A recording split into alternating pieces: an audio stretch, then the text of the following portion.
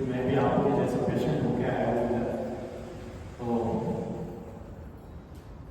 ये हमारा सौभाग्य है कि आज मुझे उन्होंने एक अवसर दिया कि आपके साथ कुछ आध्यात्मिक ज्ञान को शेयर करने के लिए। आज का जो हमारा टॉपिक है वो है भगवत गीता में 16वां अध्याय, दैवी गुण कौन से हैं और राक्षसी प्रवृत्तियां कौन सी हैं। टॉपिक को स्टार्ट करने से पहले 2 मिनट के लिए हम ध्यान करेंगे। मैं आपको ध्यान का एक नया प्रकार बताऊंगा जो आज तक आपने किया नहीं।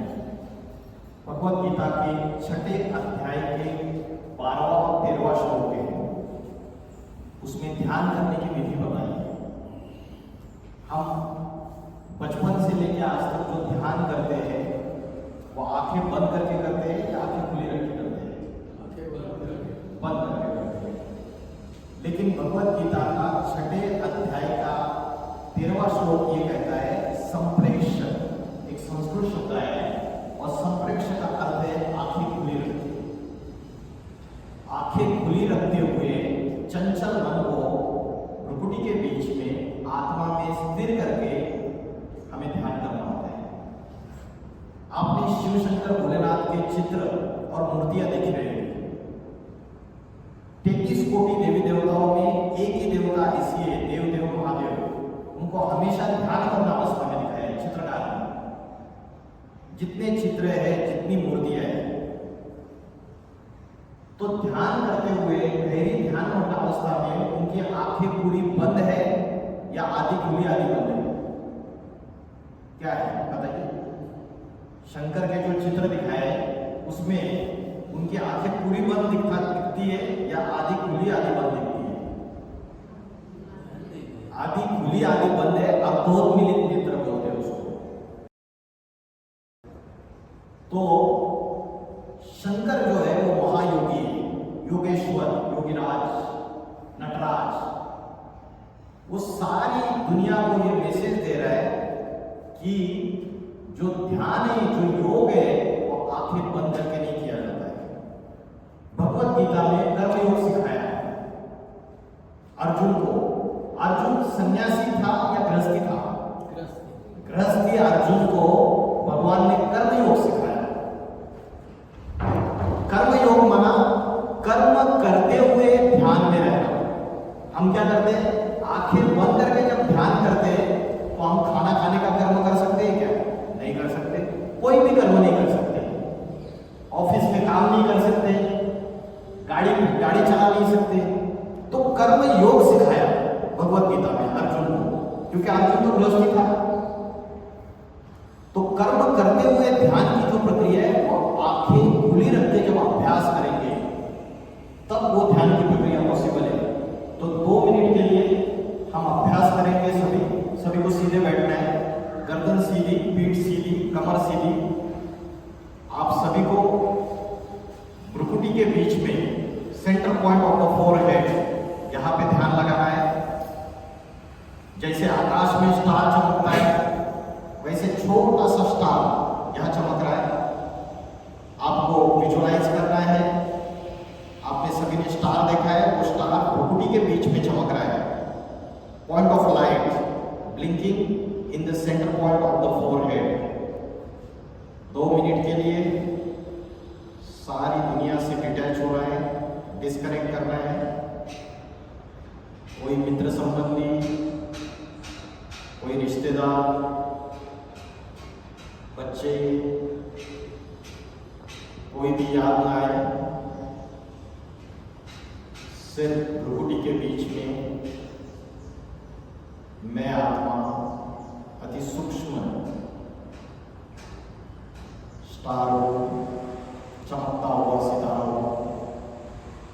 मन में अनेक विचार आएंगे, उन विचारों के पीछे भागना नहीं है। सिर्फ एक ही विचार भ्रुकुटी के मध्य में मैं आत्मा चमकता हुआ सितारा हूं। I am a part of light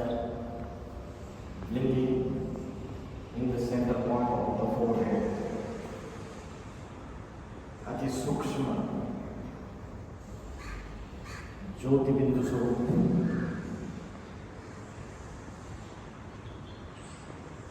point of light, Shanti Swarup,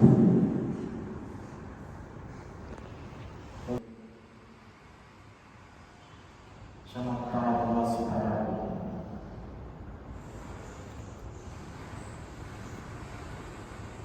point of light blinking in the center point of the forehead.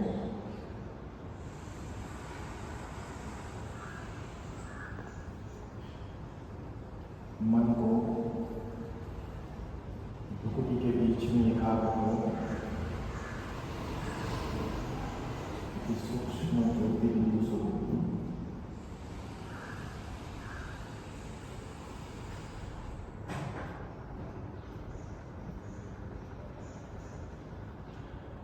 And a point of light blinking in the center point of the forehead.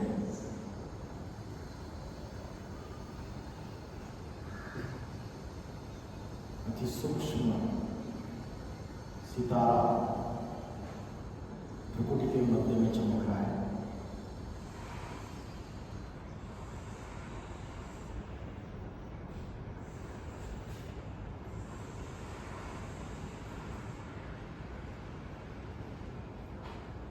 धन्यवाद। ठीक है, आज का जो topic है दैविक गुण व राक्षस प्रवृत्ति है। भगवत गीता को सर्वशास्त्र शिरोमणि कहते हैं। जितने भी शास्त्र है, पुराण है, उपनिषद है, वेद है, इन सब में भगवत गीता को सर्वशास्त्र शिरोमणि कहा जाता है। हमारे जितने भी शास्त्र हैं या दूसरे भी धर्म हैं, उनमें एक कंसेप्ट कॉमन है, स्वर्ग और नरक। मुसलमान लोग कहते हैं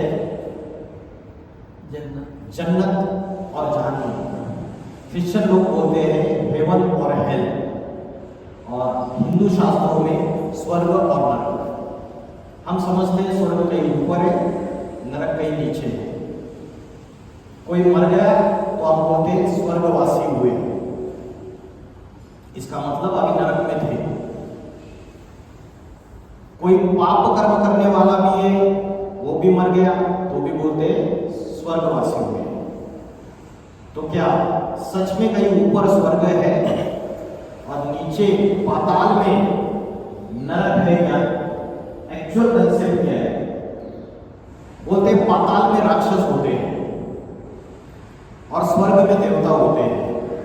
राक्षसों को बड़े बड़े बाल दिखाए, बड़े बड़े दांत दिखाए, भयानक रूप दिखाया। गरुड़ पुराण नाम का शास्त्र है, उसमें दिखाते मरने के बाद जिन्होंने पाप कर्म ज्यादा किए उनको यातनाएं दी जाती है। किसी को उबलते हुए कढ़ाई में, तेल की कढ़ाई में उसमें डुबोया जाता है, किसी को घोड़े बरसाए जाते हैं, किसी को आग में जलाया जाता है। तो ये सारी बातें हमने सुन के रखी है। एक्चुअल में बाइबल में भी लिखा है दो कैटेगरीज है, एंजल्स और डेमन्स। और कुरान में भी ये बात लिखी हुई है कि फरिश्ता और शैतान। और भगवत गीता में भी ये प्राणियों की सृष्टि सिर्फ दो ही कैटेगरी में डिवाइड है। भगवत गीता में बोला है ये प्राणियों की सृष्टि सिर्फ दो कैटेगरी में डिवाइड है, वो है देवता और दूसरा है असुर, माना राक्षस। महाभारत में एक दुर्योधन दिखाया, एक दुशासन दिखाया। रामायण में एक रावण दिखाया। क्या आज लाखों करोड़ों दुर्योधन दुशासन है या नहीं है इस दुनिया में, कलयुग में? है या नहीं है? और अनेक द्रौपदियों का चीरहरण हो रहा है या नहीं हो रहा है? हो रहा है। तो द्वापर युग और कलयुग में जो दुनिया है वो मनुष्य के अंदर राक्षसी प्रवृत्तियां बढ़ाती है। भगवत गीता में दो ही कैटेगरी थी, देवता और राक्षस। मनुष्य ये कैटेगरी नहीं थी। क्यों? क्योंकि मनुष्य इसलिए बोलते देव मानुष है, देवात्मा है, पुण्यात्मा है, महात्मा है।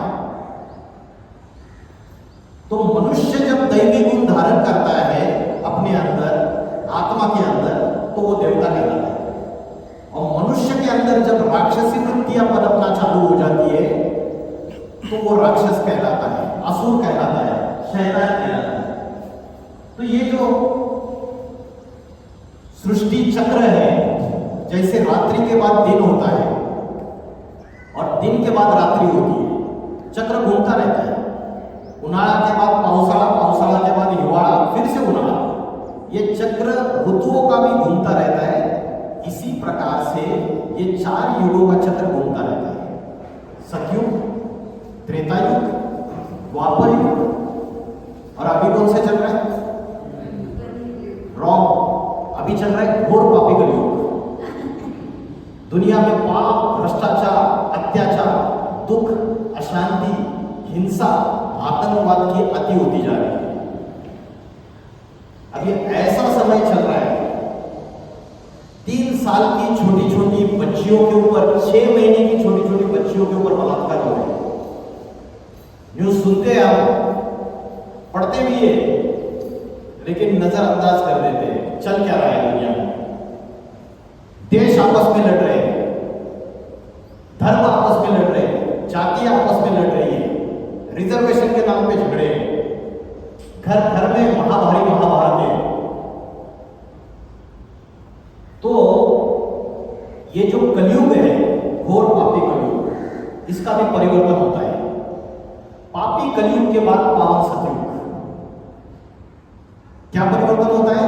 राक्षसी प्रवृत्तियां मनुष्य के अंदर जो है वो खलास होके दैवी गुण मनुष्य के अंदर आ जाते हैं। इसी धरती पर सतयुग और त्रेतायुग स्वर्ग की दुनिया है, क्योंकि मनुष्य के अंदर दैवी गुण है। और इसी धरती पर द्वापर युग और कलयुग में राक्षसी प्रवृत्तियां मनुष्य के अंदर धीरे धीरे बढ़ती जाती है। हमारे अंदर राम भी है और रावण भी है। राम और रावण की युद्ध हमारे अंदर चल रही है। रावण मतलब बुराई, निगेटिविटी, और राम मतलब अच्छाई, पॉजिटिविटी। किसी के अंदर रावण छोटा है, किसी के अंदर बड़ा है। रावण माना बॉडी कॉन्शियसनेस, यह अभिमान, यह अहंकार, और राम माना हमारी सोल कॉन्शियसनेस, आत्मा अभिमान। तो राक्षसी प्रवृत्तियां मनुष्य के अंदर कलयुग में बढ़ती जाती है। और शास्त्रों में लिखा है कलयुग में कली राक्षस सबके अंदर प्रवेश कर जाता है। वो कली राक्षस कौन है? ये कली राक्षस माना 5 विकार, जिसको मराठी में षड्रिपु भी बोलते हैं। कौन से षड्रिपु पता है किसी को? षड्रिपु कौन से? Very good. काम, क्रोध, लोभ, मोह, अहंकार। मैं 5 बता रहा हूं। काम, क्रोध, लोभ, मोह, अहंकार, ये 5 विकार है। भगवत गीता में बोला है, 3 का नाम लिया है। त्रिविधस्य नरकस्य इदं द्वारम नाशनम आत्मना काम क्रोधस्तथा लोभ तस्मात् एतत् त्रयं त्यजेत्। ये काम, क्रोध और लोभ तीनों नरक के द्वार खुलने वाले हैं। ये भगवत गीता में बोला है। और इन तीनों को त्याग देना चाहिए। और काम का अर्थ क्या है? क्या है काम का अर्थ? काम मतलब विषय वासना, लस्ट, सेक्सुअल डिजायर। ये 5 जो विकार है, इनका मुखिया है। इस मुखिया को अगर कंट्रोल में रखेंगे, उसके बाल बच्चे कंट्रोल में आएंगे। क्रोध, लालच, मोह और अहंकार, ये कंट्रोल में आएंगे। तो ये 5 विकारों की अति होती जा रही है मनुष्य आत्मा के अंदर कलयुग में। किसी के अंदर काम विकार जाता है, किसी के अंदर क्रोध जाता है, किसी के अंदर लोभ जाता है, परसेंटेज आता है सबके अंदर। ये कली राक्षस सबके अंदर प्रवेश कर चुका है। और 5 विकार आते हैं बॉडी कॉन्शियसनेस की वजह से।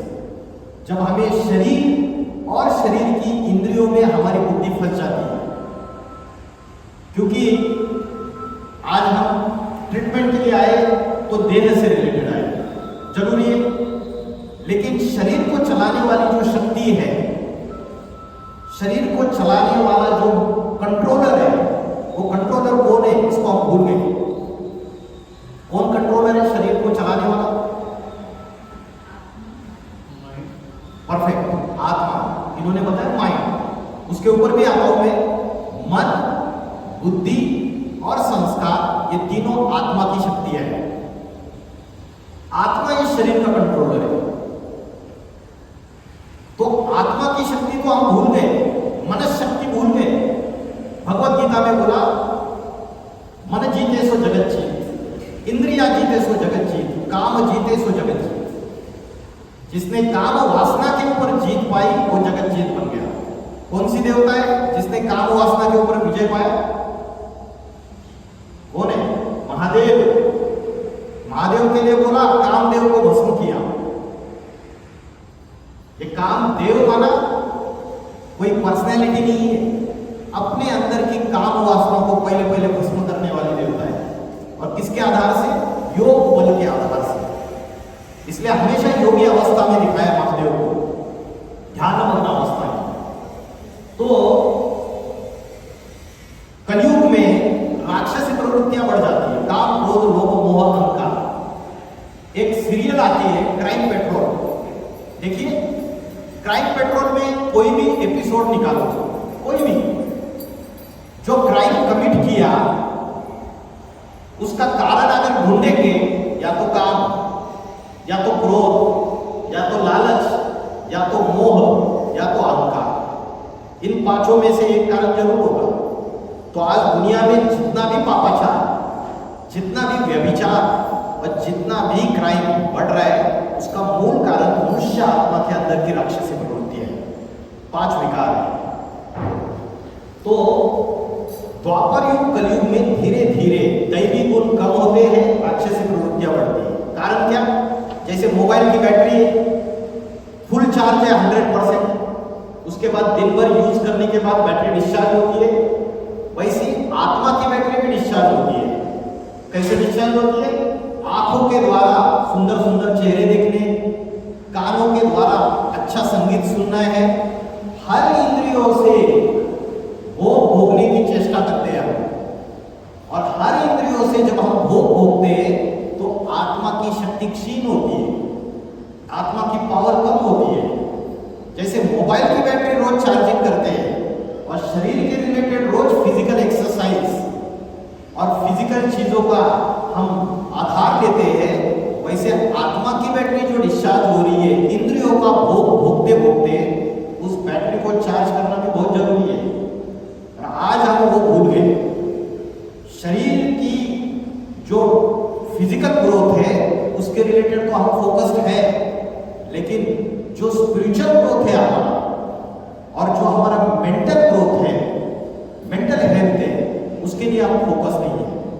और मेंटल हेल्थ और स्पिरिचुअल हेल्थ ये आत्मा से कनेक्ट है। स्पिरिचुअल, स्पिरिट माना आत्मा, सोल, अध्यात्म, अध्यात्म माना आत्मा के अंदर का ज्ञान, इसे कहते हैं अध्यात्म। फिजिक्स सबको पता है, एक दूसरा सब्जेक्ट है मेटाफिजिक्स। फिजिक्स जो पदार्थ विज्ञान, जो आंखों से दिखता है, और मेटाफिजिक्स माना जो सूक्ष्म है, जो आंखों से नहीं दिखता है। आत्मा और परमात्मा का ज्ञान का विश्लेषण माना मेटाफिजिक्स। और आज बाहर की यूनिवर्सिटीज में पढ़ा रहे, कैम्ब्रिज यूनिवर्सिटी में भगवत गीता पढ़ा रहे, मेटाफिजिक्स पढ़ा रहे। भारत में थोड़ी सी एलर्जी है।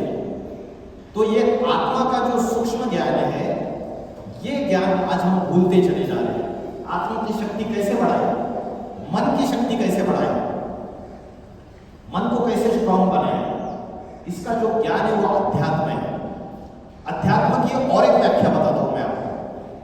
अध्यात्म की सिंपल व्याख्या है 5 विकारों को भगाना: काम, क्रोध, लोभ, मोह, अहंकार। इन 5 विकारों को भगाना मतलब ही अध्यात्म है। और एक व्याख्या बताता हूं अध्यात्म की। बॉडी कॉन्शियसनेस से सोल कॉन्शियसनेस की जो जर्नी है वो अध्यात्म है। मतलब देहाभिमान से आत्मा अभिमान की जो प्रवास है वो अध्यात्म है। तो कलयुग में राक्षसी प्रवृत्तियां बढ़ जाती है। जैसे रात्रि के बाद दिन आता है, वैसे पापी कलयुग के बाद पावन सतयुग आता है। तो ये जो ट्रांसफॉर्मेशन है, ये ट्रांसफॉर्मेशन आज की तारीख में आज के राजनेता, पॉलिटिकल लीडर्स, आज के क्रिकेट प्लेयर, आज के फुटबॉल प्लेयर, आज के बॉलीवुड हॉलीवुड के एक्टर्स, सेलिब्रिटीज, क्या ये परिवर्तन कर सकते? दुनिया में से अनैतिकता, पापाचार खत्म करके सत्य, अहिंसा, पवित्रता फिर से स्थापन करने के लिए क्या ये परिवर्तन कर सकते हैं? जिनको हमने हीरो बनाया आज की तारीख में, बनाया था क्या? नैतिकता जो अधपतन में जा रही है, एथिक्स, वैल्यू, मोरालिटी, ये सारा जो नीचे जा रहा है, क्या इसको बदलकर आज के ये राजनेता और जिनको हमने हीरो बना के रखा है, क्या ये परिवर्तन कर सकते? बताइए, हाँ या ना? नहीं कर सकते। आज की जो हालत है, अंधेर नगरी चौपट राजा, टकासे भाजी टकासे खाजा। इसका मतलब है जो राजा है, ये नगरी अंधेर नगरी है, सारा अंधकार है, भ्रष्टाचार का अंधकार है, नीट के पेपर लीक हो जाते, और भी कई प्रकार का भ्रष्टाचार है। अंधेर नगरी चौपट राजा टकासे भाजी, मतलब भाजी जिस दाम में मिल रही है उसी दाम में मिठाई मिल रही है, मतलब ये कहावत है, फ्रेज है। तो ऐसी हालत आज की तारीख में है। तो इस संसार का परिवर्तन पापी कलयुग से पावन सतयुग तक पापात्मा को पुण्यात्मा बनाने के लिए, आध्यात्मिक शिक्षा देने के लिए स्वयं ईश्वर को आना पड़ता है, स्वयं परमात्मा शिव को आना पड़ता है इस धरती पर। जब वो स्वयं आते हैं तभी पापी कलयुग को बदलकर पावन सतयुग आ सकता है। घर पुराना हो जाता है, क्या करते हैं? घर का मालिक क्या करता है? रिपेयरिंग करता है। एक बार रिपेयरिंग करता है, 2 बार रिपेयरिंग करता है, 3 बार, 4 बार रिपेयरिंग करता है। बार बार रिपेयरिंग करने के बावजूद भी घर सुधरने का नाम नहीं हो रहा। छत टपक रहा है, टूटा फूटा होता जा रहा है मकान। तो मकान का मालिक क्या करता है? फाइनली पुराने मकान को डिमोलिश कर देगा, तोड़ देगा, नया मकान बांध के तैयार कर देगा। लेकिन पहले पुराना मकान नहीं तोड़ता है, पहले नया मकान बांध के तैयार करता है, अपने बीवी बाल बच्चों को शिफ्ट करता है, फिर पुराना मकान होता है। यही अध्यात्म है। दुनिया में रिपेयरिंग करने के लिए जब जब देहाभिमान बढ़ा, जब जब 5 विकार बढ़े, तो रिपेयरिंग करने के लिए कौन कौन आए? संत ज्ञानेश्वर आए, तुकाराम आए, नामदेव आए, एकनाथ आए, तुलसीदास आए, सूरदास आए, मीराबाई आई, अनेक संत महात्मा आए, गुरु नानक आए, जीसस क्राइस्ट आए, मोहम्मद पैगंबर आए, महात्मा बुद्ध आए, आदि शंकराचार्य आए। लेकिन इनके रिपेयरिंग करने के बावजूद क्या ये मकान सुधरा? ये सृष्टि रूपी ये जो मकान है, ये वसुधा, क्या इसमें सुधार आया या और ही बिगड़ता गया? पापाचार बढ़ता गया? क्या हुआ? और ही पापाचार बढ़ता गया। बड़े बड़े मॉल्स बन रहे, 5 स्टार होटल बन रहे, 7 स्टार होटल भी बन रहे, स्मार्ट सिटी भी बन रही है, एक्सप्रेस हाईवेज भी आ रहे, रोबोटिक्स टेक्नोलॉजी आ रही है, आर्टिफिशियल इंटेलिजेंस आ रहा है, इंटरनेट टेक्नोलॉजी आ रही है। लेकिन दुनिया ऊपर जा रही है, नीचे गिर रही है। नैतिकता अधपतन में जा रही है या ऊपर जा रही है? क्या हो रहा है? अधपतन में जा रही है। आत्मा नीचे गिरती जा रही है, पतित बनती जा रही है। इसलिए गांधी जी ने 1942 में बोला था, रघुपति राघव राजा राम पतित पावन सीताराम। मतलब आत्मा पतित हो चुकी है और पतित आत्मा को पावन बनाने वाले राम को पुकारा, राम राज्य आना चाहिए। लेकिन 1947 में भारत स्वतंत्र हुआ तो राम राज्य आया या और ही रावण राज्य बढ़ गया? अंग्रेजों का शासन तो खत्म हुआ, लेकिन भारत में रावण राज्य बढ़ता चला गया, क्योंकि मनुष्य आत्मा काम, क्रोध, लोभ, मोह, अहंकार, इन 5 विकारों में अति में फंसती चली गई। तो इस पापी सृष्टि का परिवर्तन करने के लिए शिव को स्वयं इस धरती पर अवतार लेना पड़ता है। ये परिवर्तन का समय है। अभी जिस समय पे 2026 में आप बैठे हो, ये परिवर्तन का समय है। और भगवत गीता में एक श्लोक आया है, मैं अति साधारण मनुष्य शरीर का आधार लेता हूं, जब मैं आता हूं इस धरती पर तो अति साधारण मनुष्य तन में आधार लेता हूं। अवजानान्ति मामुड़ा मानुषी तनुमाश्रितम।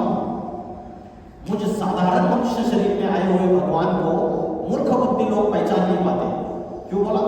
क्योंकि कलयुग के भौतिक सुखों में उलझे हुए रहती है बुद्धि, मटेरियलिस्टिक लाइफ। अच्छा खाना, अच्छा पीना, देह के सारे सुख चाहिए, सारी फैसिलिटी चाहिए। देह की इंद्रियों में बुद्धि फंसी रहेगी तो ईश्वर को कैसे पहचानेंगे? तो वो आदि साधारण मनुष्य तन में आता है, आध्यात्मिक शिक्षा देता है, टीचर बन के आता है, गुरु बन के आता है। इसलिए हम बोलते हैं गुरु ब्रह्मा गुरु विष्णु गुरु देवो महेश्वर। तो कभी तो गुरु बन के आया होगा at any point of time. 4 युगों के चक्र में किसी एक समय वो प्रैक्टिकली आया होगा। इसलिए बोला प्रैक्टिकली आया होगा। आज हम मंदिर में पत्थर की मूर्ति बना के उसकी पूजा कर रहे हैं और प्रैक्टिकली आया होगा। इसके लिए हम आरती भी गाते हैं, खाली लोटांगण वंदीन चरण डोळ्याने पाहिने रूप तुझे प्रेमे आलिंगन अनंत पूजन भावे रोवाळी तमे। क्यों? आलिंगन प्रैक्टिकली दिया जाता है। डोळ्याने पाहिने रूप तुझे चैतन्य स्वरूप होना चाहिए, पत्थर की मूर्ति नहीं। पत्थर की मूर्ति से आज इतने वाइब्रेशन आ रहे पॉजिटिव, इतनी पावर मिल रही है। और जब चैतन्य रूप में आएगा तो उद्धार करेगा, सद्गति देगा। इसलिए क्रिश्चियन लोग बोलते हैं God father is liberator and guide. लेकिन उनको पता नहीं है कि भगवान ने आके कब लिबरेट किया और कब गाइड किया। जब टीचर के रूप में आएगा पापी कलयुग के अंतिम समय पे, तब आके परम शिक्षक सद्गुरु बन के, टीचर बन के पढ़ाई पढ़ाता है, आध्यात्मिक शिक्षा देता है, आत्मा में परिवर्तन लाता है। युग, पापी कलयुग और पावन सतयुग को जोड़ने वाला संगम ये 100 साल का है। इस 100 साल में भगवान आके प्रैक्टिकली काम करता है। ऐसा काम नहीं करता है कि मुट्ठी गोली लड्डू निकाला पेड़ा निकाला, कोई जादूगरी नहीं करता है, कोई भी प्रकार का मैजिक नहीं करता है। वो आके आध्यात्मिक शिक्षा देके आत्मा के अंदर परिवर्तन का ज्ञान देता है। तो बात चल रही थी कलयुग में मनुष्य की जो सूरत है वो सूरत तो मनुष्य जैसी है, लेकिन सीरत जो है वो जानवर जैसी हो चुकी है, बंदर जैसी हो गई। सीरत माना चलन, कंडक्ट, उसका व्यवहार। तो राक्षस की व्याख्या क्या है? राक्षस की व्याख्या है जो दूसरों को दुख देता है। रावण का अर्थ है रावयते इति लोकाः, जो लोगों को रुलाता है वो रावण। मन से, वाणी से और कर्म से अगर हम दूसरे को दुख देते हैं तो हम रावण का कर्म करते हैं, हम रावण। तो जो मन से दूसरों के प्रति बद्दुआएं देता है, मन से दूसरे के प्रति ईर्ष्या द्वेष रखता है, मन से दूसरे के प्रति दुश्मनी का भाव है, तो रावण है। और वाणी से अगर हम किसी के प्रति अपशब्द बोलते हैं, गालियां देते हैं, गलत चीजें बोलते हैं, किसी की ग्लानि करते हैं, किसी की चुगली करते हैं, तो रावण है। और कर्म, अगर कर्म हमारे पाप कर्म है, ऐसे कर्म है जिससे दूसरे को दुख हो रहा है, तो रावण का कर्म है। तो रावण की व्याख्या ये है मन से, वाणी से और कर्म से जो दूसरों को दुख देता है वो रावण है। तो हमारे अंदर भी रावण बैठा हुआ है। तो अलग अलग जो मन के भाव है, भावनाएं, इमोशंस है, वो मन के भाव जैसे पीस, शांति, आनंद, प्रेम, धैर्य, गुस्सा, क्रोध, इच्छाएं, भय, गिल्ट, शेम, लज्जा, तो ये अलग अलग प्रकार के मन के भाव हैं। जब हमारी आत्मा की अवस्था अच्छी रहती है, आत्माभिमानी रहते हैं, तो हायर कॉन्शियस स्टेज में आत्मा अपने पवित्र स्वरूप में है। आत्मा के अंदर नेचुरल पीस है, शांति है, प्रेम है, आनंद है, पवित्रता है, ज्ञान है। आज हमारे अंदर नेचुरल प्रेम, आनंद, शांति गायब हो चुकी है। हम सारी दुनिया में शांति ढूंढ रहे हैं, शांति की भीख मांग रहे हैं, हमें शांति दे दो।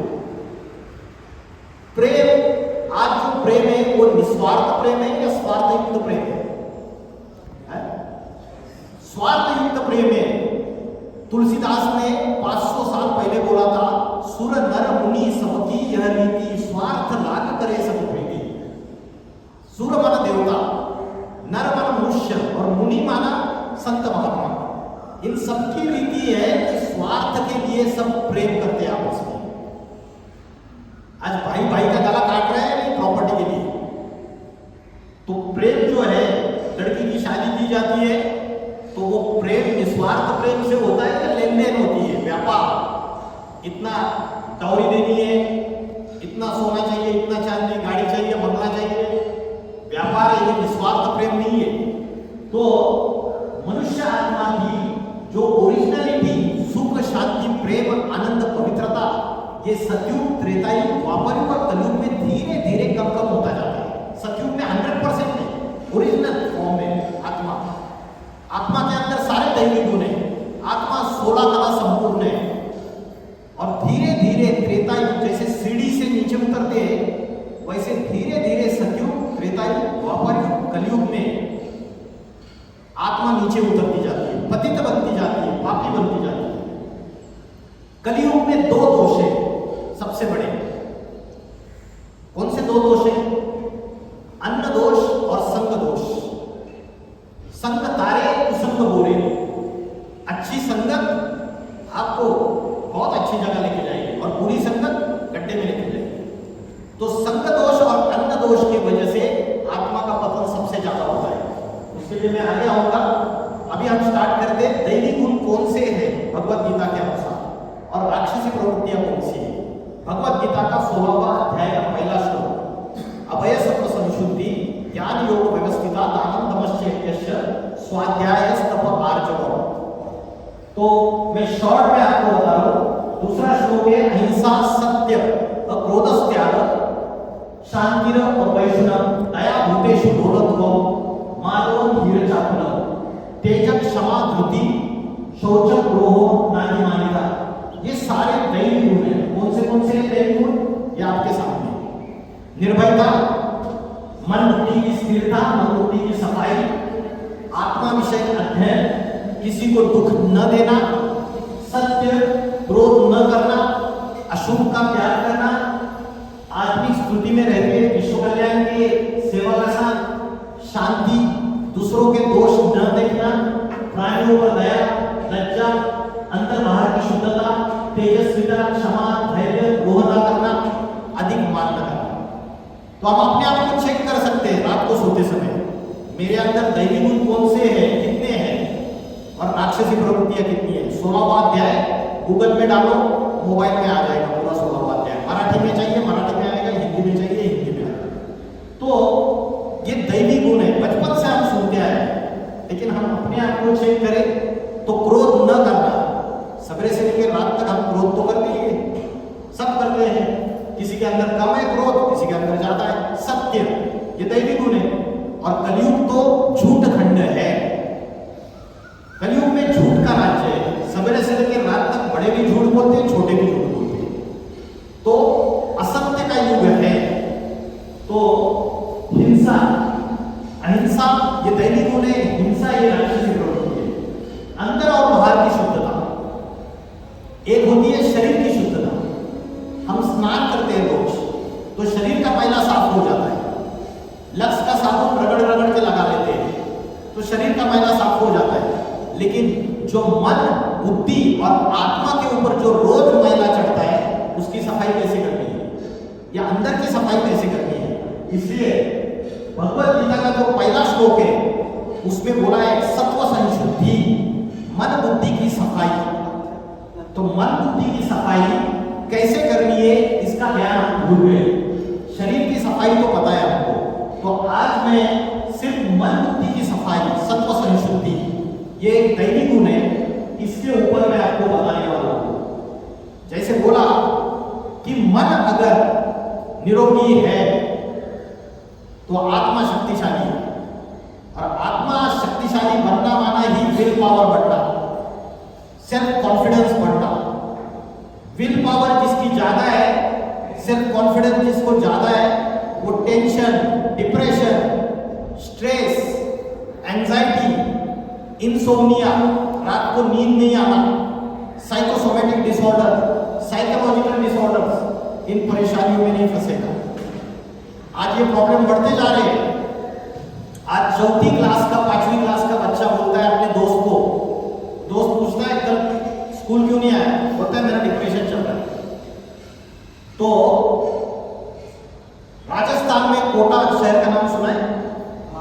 4 सालों में as per news report 54 students ने सुसाइड की, आत्महत्या की।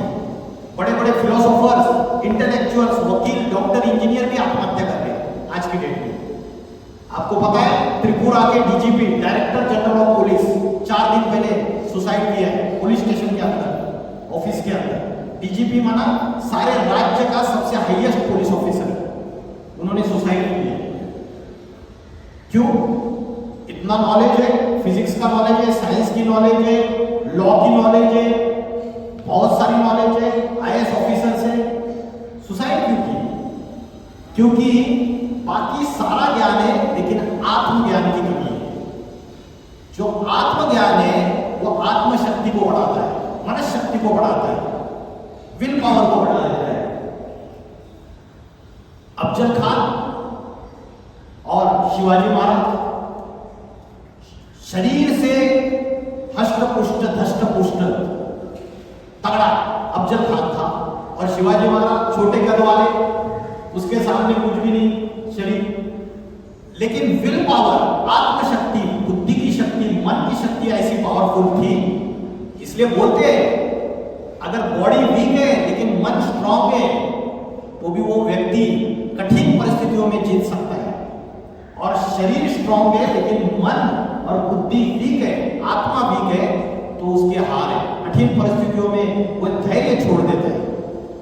तो आत्मा की जो शुद्धि है, मन बुद्धि की जो सफाई है, उसको कैसे करना है?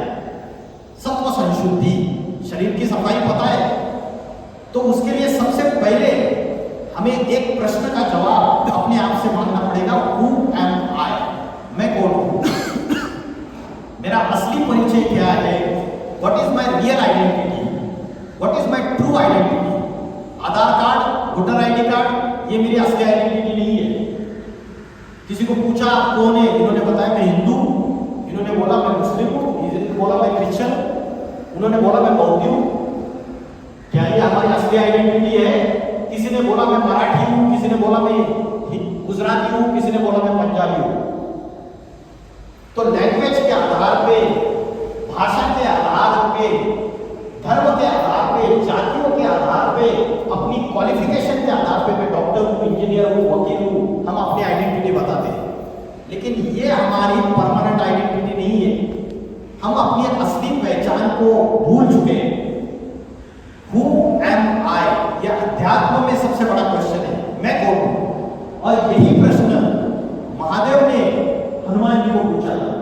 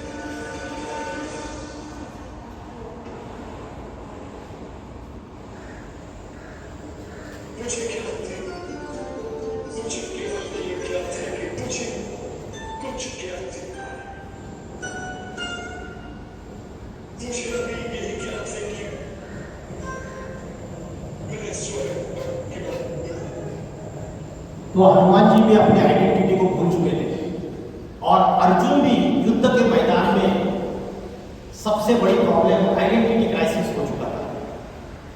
इसलिए भगवद गीता का ध्यान देना पड़ा भगवान को।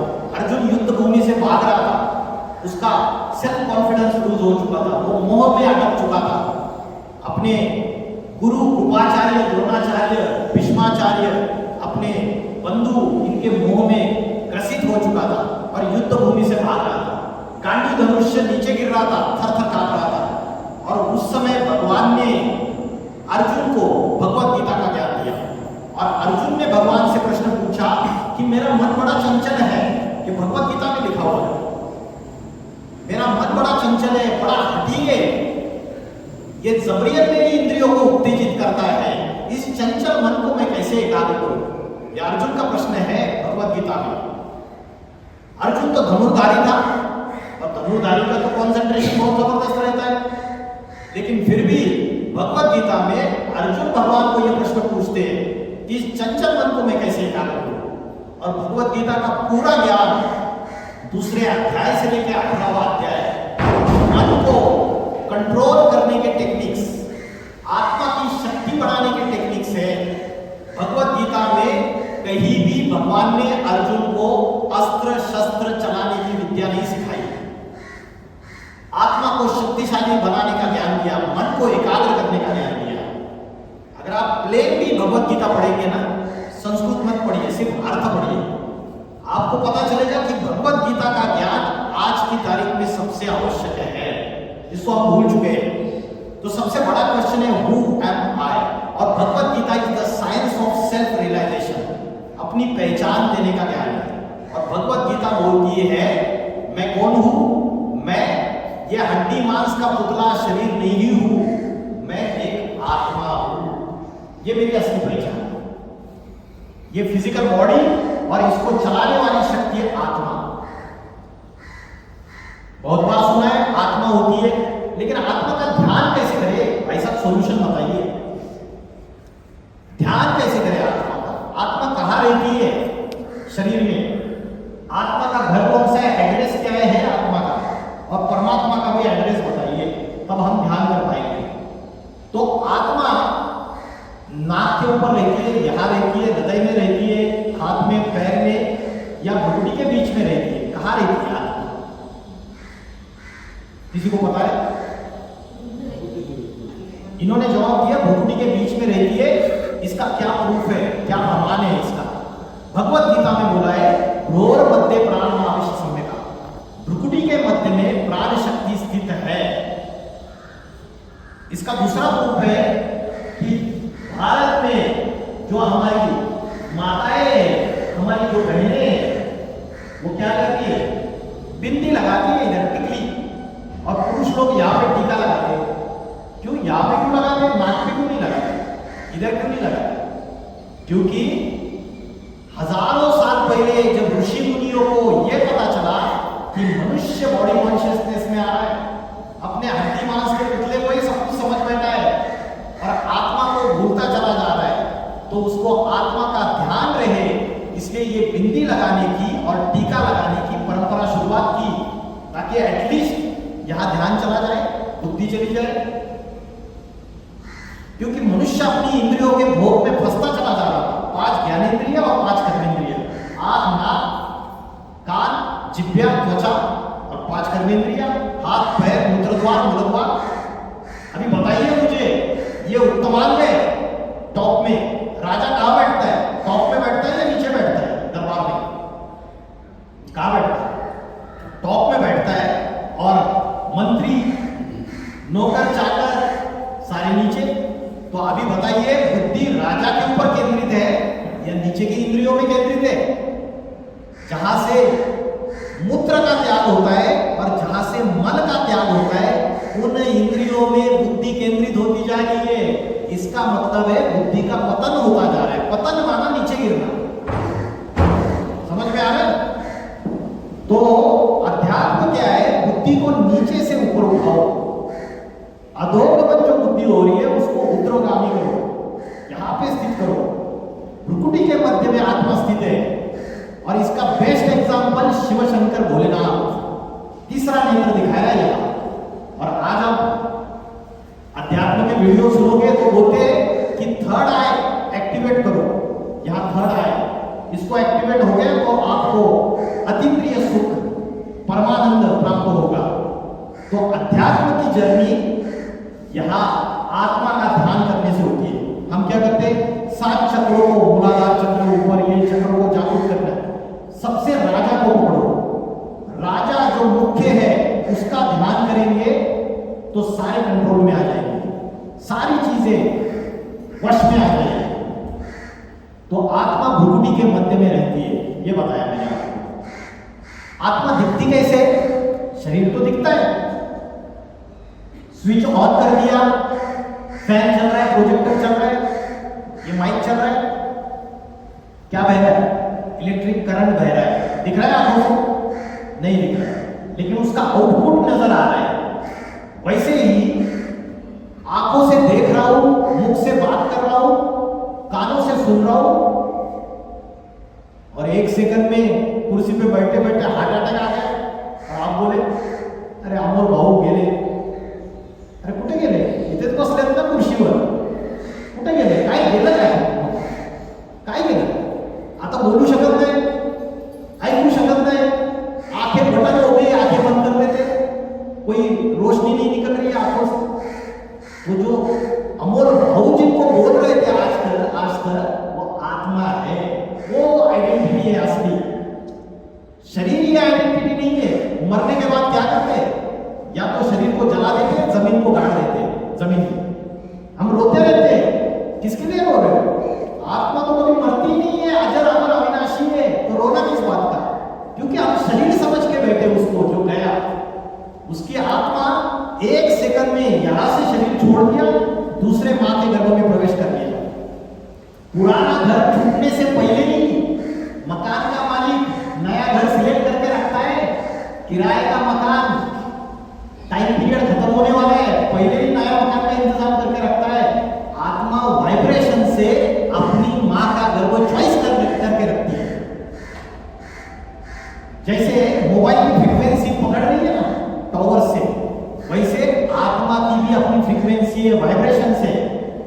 वो शरीर छोड़ने से पहले ही उसने मां का गर्भ उसकी वाइब्रेशन की पावर के अनुसार सिलेक्ट हो चुका है, फ्रीक्वेंसी के अनुसार।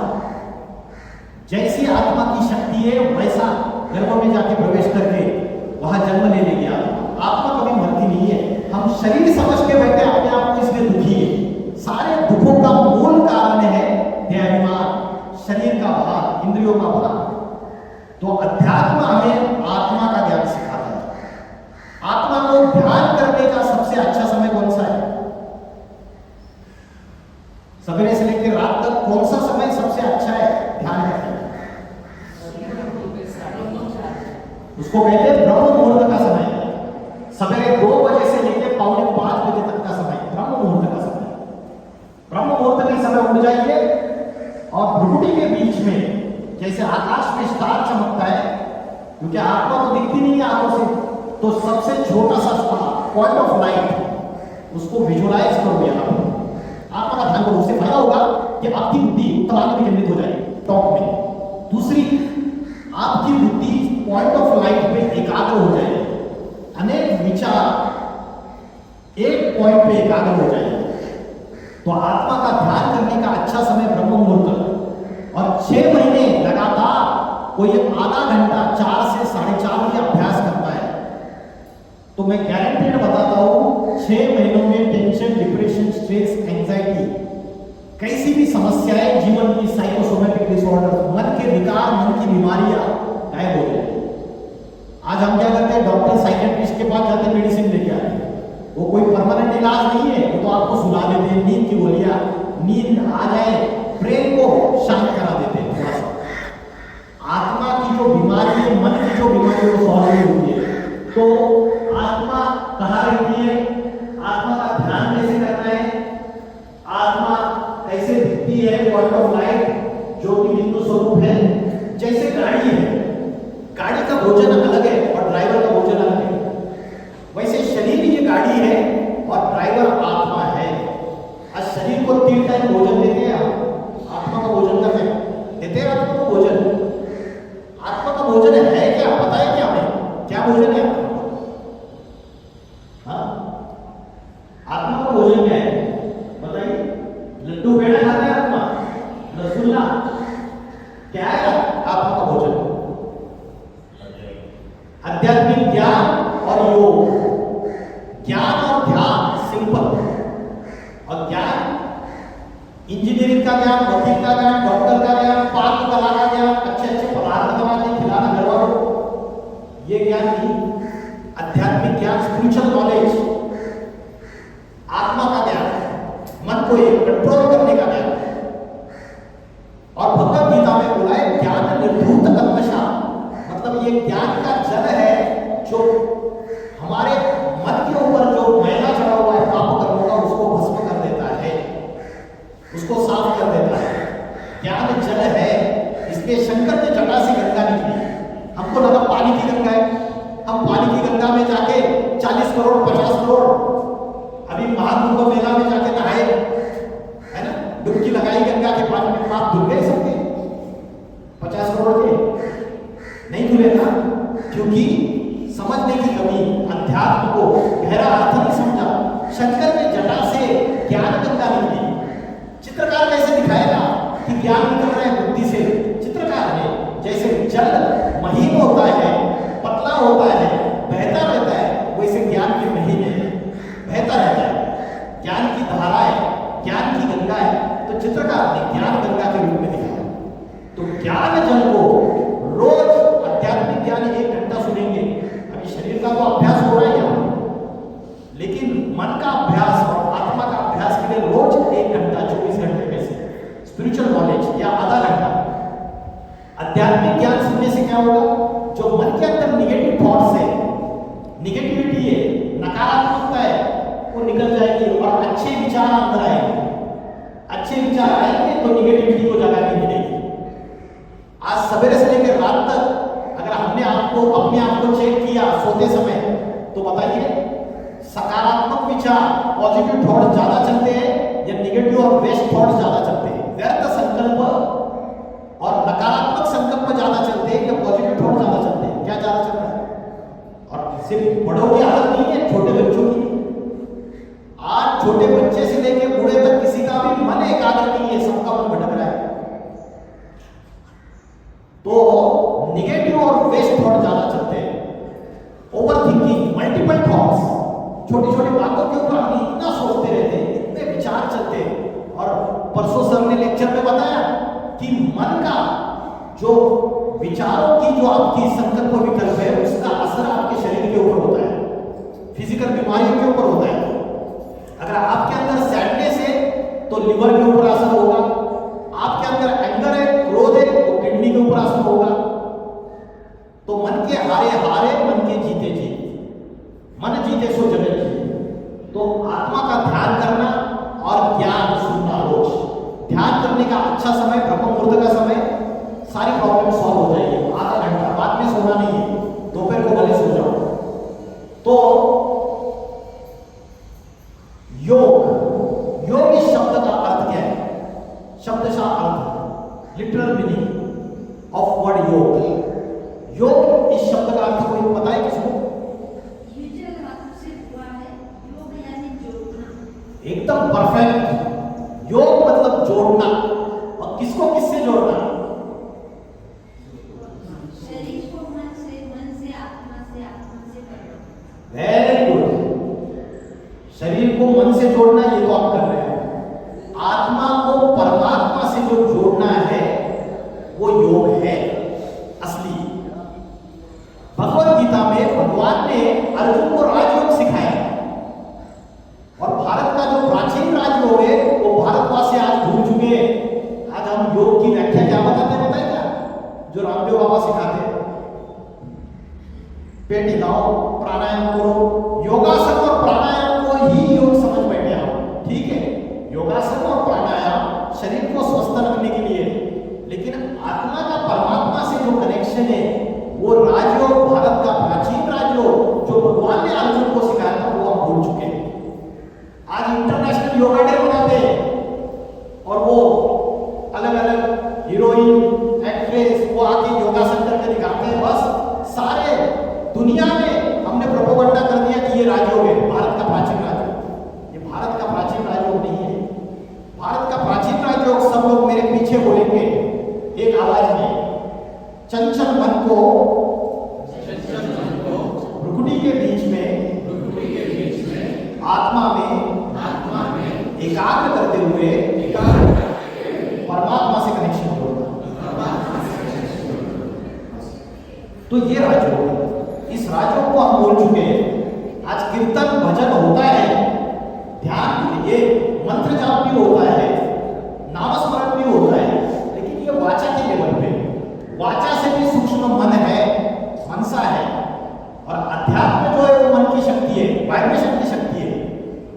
माँ यहाँ पूना में बैठी हुई है और बच्चा अमेरिका चला गया, और मोबाइल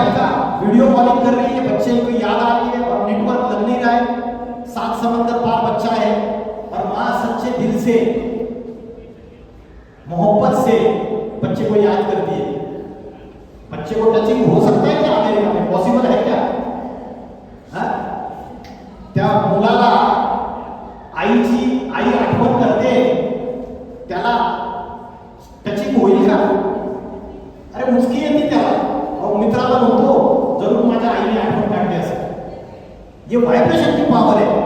जहां सच्ची मोहब्बत है, सच्ची प्रीत है, वहां जरूरत नहीं है बाकी साधनों की। आज गणेश उत्सव में महाराष्ट्र में क्या होता है? धागड़ दिखता। भगवान को याद करने के लिए डीजे चाहिए, भगवान को याद करने के लिए आपको नाच गाना चाहिए। माँ बच्चे को याद करती है तो क्या कोई सॉन्ग लगाती है, गाना लगाती है, फिर याद करती है क्या? माँ बच्चे को याद करती है तो उसका फोटो देख के याद करती है क्या, एल्बम में से ढूंढ के? माँ बच्चे को याद करती है तो डांस करती है, तब याद आता है क्या उसको? जहां सच्ची प्रीत है, सच्ची मोहब्बत है, वहां नेचुरल कनेक्शन है, आर्टिफिशियल साधनों की जरूरत नहीं है। तो आज अध्यात्म को हम भूलते चले जा रहे हैं। भक्ति का भी तामसी स्वरूप चल रहा है, तामसत्व। तो आत्मा का भोजन है आध्यात्मिक ज्ञान और योग। तो आत्मा का भोजन लेने से आत्मा की शक्ति बढ़ती है, और आत्मा की शक्ति डिस्चार्ज कैसे होती है? बैटरी। काम, क्रोध, लोभ, मोह और अहंकार, ये आत्मा के शत्रु है, जिससे आत्मा की बैटरी डिस्चार्ज होती है। जैसे मोबाइल में वायरस आया तो एंटीवायरस डालते हैं या कंप्यूटर में, वैसे आध्यात्मिक ज्ञान, स्पिरिचुअल नॉलेज और योग, ये एंटीवायरस है जो काम, क्रोध, लोभ, मोह, अहंकार, इन वायरस को मिटाने के लिए। कठोपनिषद नामक शास्त्र है, उसमें बोला आत्मा नाम रथिनम विद्धि शरीरम रथमेव च, बुद्धि तुम सारथी विद्धि मन प्रग्रहमेव च, इंद्रियाणि हयानाहु। आत्मा क्या है? रथी है। रथी माना पैसेंजर, सवारी, जो बैठा हुआ है रथ में। शरीरम रथमेव च, ये शरीर रथ है, घोड़ा गाड़ी।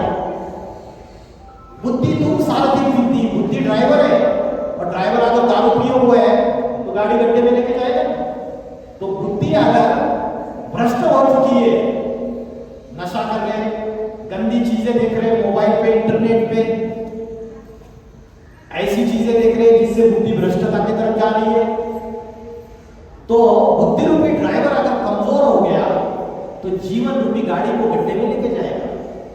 बुद्धि तुम सारथी विद्धि मन प्रग्रहमेव च, मन लगाम है और लगाम ढीला पड़ चुका है, चंचल है, भाग रहा है इधर उधर, कंट्रोल में नहीं है। इंद्रियाणि हयानाहु, इंद्रिया घोड़े हैं। ये इंद्रिया रूपी घोड़े जब मन रूपी लगाम ढीला हो जाएगा तो इंद्रिया रूपी घोड़े कंट्रोल में नहीं रहेंगे राजा के। राजा कोई हुकुम देता है तो इंद्रिया उसका हुकुम नहीं मानेगी। डायबिटीज है, डॉक्टर ने बोला भाई मीठी चीजें नहीं खानी, और यहाँ पे कोर्स पूरा होने के बाद घर पे गए और सामने रसगुल्ला रखा, गुलाब जामुन रखा, तो बुद्धि ने बोला मत खा, डॉक्टर ने मना किया, और आंखें चली गई वहां पे, और आंखें जाती ही वृत्ति, जिब्या में, मुंह में पानी आ गया, हाथ आगे चला गया, रसगुल्ले को, गुलाब जामुन को उठा लिया, मुंह में डाल दिया। तो सारी इंद्रियों ने धोखा दिया या नहीं दिया? आंख भी इंद्रिय है, हाथ भी इंद्रिय है, जिब्या भी इंद्रिय है, मुख भी इंद्रिय है। और जो राजा है जिसने हुकुम दिया था मत खा, उसकी बात नहीं मानी। क्यों नहीं मानी? क्योंकि राजा कमजोर हो चुका है। जैसे घर का मालिक कमजोर होता है ना, तो बीवी, बाल, बच्चे सब कोई उसके कंट्रोल में नहीं रहता है। राजा को पावरफुल बनाना यही अध्यात्म है, आत्मा की शक्ति बढ़ाना। देह की शक्ति की तरफ तो ध्यान है। तो मैंने बोला ये परिवर्तन का समय है, लास्ट टॉपिक के ऊपर आता हूं। तो परिवर्तन जब ईश्वर स्वयं आते हैं, शिव स्वयं आते हैं, तो राजयोग की शिक्षा सिखाते हैं। ये व्यक्ति ब्रह्म मुहूर्त के समय उठ के आत्मा का ध्यान कर रहा है, परमात्मा का स्मरण कर रहा है, और जिस आसन पे बैठा हुआ है वो आसन 4 पिलर्स के ऊपर आधारित है। पहला पिलर है ब्रह्मचर्य। ब्रह्मचर्य का अर्थ है सेल्फ कंट्रोल, वाचा की पवित्रता, मन की पवित्रता और इंद्रियों की पवित्रता, कर्मों की पवित्रता, ये ब्रह्मचर्य है। दूसरा है शुद्ध अन्न। जैसे खाओगे अन्न वैसे बनेगा मन, और जैसे पियोगे पानी वैसी होगी वाणी। अन्न का मन से कनेक्शन है, इस बात को कितने लोग मानते हैं? हाथ ऊपर करो। अन्न का मन से कनेक्शन है। वेरी गुड, बहुत अच्छा लगा मुझे। रेस्टोरेंट में गए, होटल में गए और वहां खाना बनाने वाला शेफ आपको डिलीशियस डिश कुक करके तो दे रहा है, लेकिन वो खाना बनाते वक्त उसके मन में किसी का मर्डर करने के विचार चल रहे हैं, और खाना बनाते वक्त वेश्यागमन करने के विचार चल रहे गंदे। तो वो जब खाना बना रहा है तो उसके आंखों से, हाथों से, उसके मन से वाइब्रेशन निकल रहे हैं। उस वाइब्रेशन का असर उस अन्न के ऊपर होता है, और वो जो अन्न जो व्यक्ति सेवन करता है, ग्रहण करता है, उसके मन में उन विचारों को, उन गंदी चीजों का ट्रांसफर हो जाता है। एक्सचेंज ऑफ द एनर्जी बोलते हैं उसको। पुराने जमाने में गांव में जाएंगे ना, किसी के घर में जाएंगे, अरे पानी ले लीजिए, नहीं पीकर आ जाओ, नाश्ता खाकर आ जाओ। क्यों? क्योंकि पता है एक्सचेंज ऑफ एनर्जी का प्रिंसिपल हमारे पूर्वजों को ज्यादा अच्छा से पता था। उनको पता है अगर उस घर में दिन रात झगड़े चलते हैं, नकारात्मकता चलती है, तो हम जाके वहां का पानी पिएंगे तो पानी के थ्रू और भोजन के थ्रू ट्रांसफर जरूर होगा, और बहुत सूक्ष्म होता है, बहुत सूक्ष्म इफेक्ट है, पता भी नहीं चलेगा। इसलिए कलयुग में अन्न दोष और सन्न दोष सबसे बड़े दोष है। जैसे खाओगे अन्न वैसे बनेगा मन। घर में माँ भोजन बना रही है, समझो शीरा बनाया, और मंदिर में गए प्रसाद में शीरा दिया, आपने बोला मैं प्रसाद लेके आया, माँ ने बनाया तो शीरा है, मंदिर से लेके आए तो प्रसाद है। क्यों? अगर माँ शांत मन से, प्रसन्न मन से, प्रसन्न चित्त से परमात्मा की याद में अगर शीरा बनाए तो वो प्रसाद है। कोई भी भोजन बनाए तो वो प्रसाद है। तो घर की अपनी पत्नी, माता या बहन के हाथ से अगर भोजन खा रहे, या अपने खुद के हाथ से बनाया हुआ भोजन खा रहे, तो वो मन के ऊपर, परिवार वालों के मन बुद्धि के ऊपर अच्छा सकारात्मक रिजल्ट देगा। जैसे खाओगे अन्न वैसे बनेगा मन, जैसे पियोगे पानी वैसे होगी वाणी।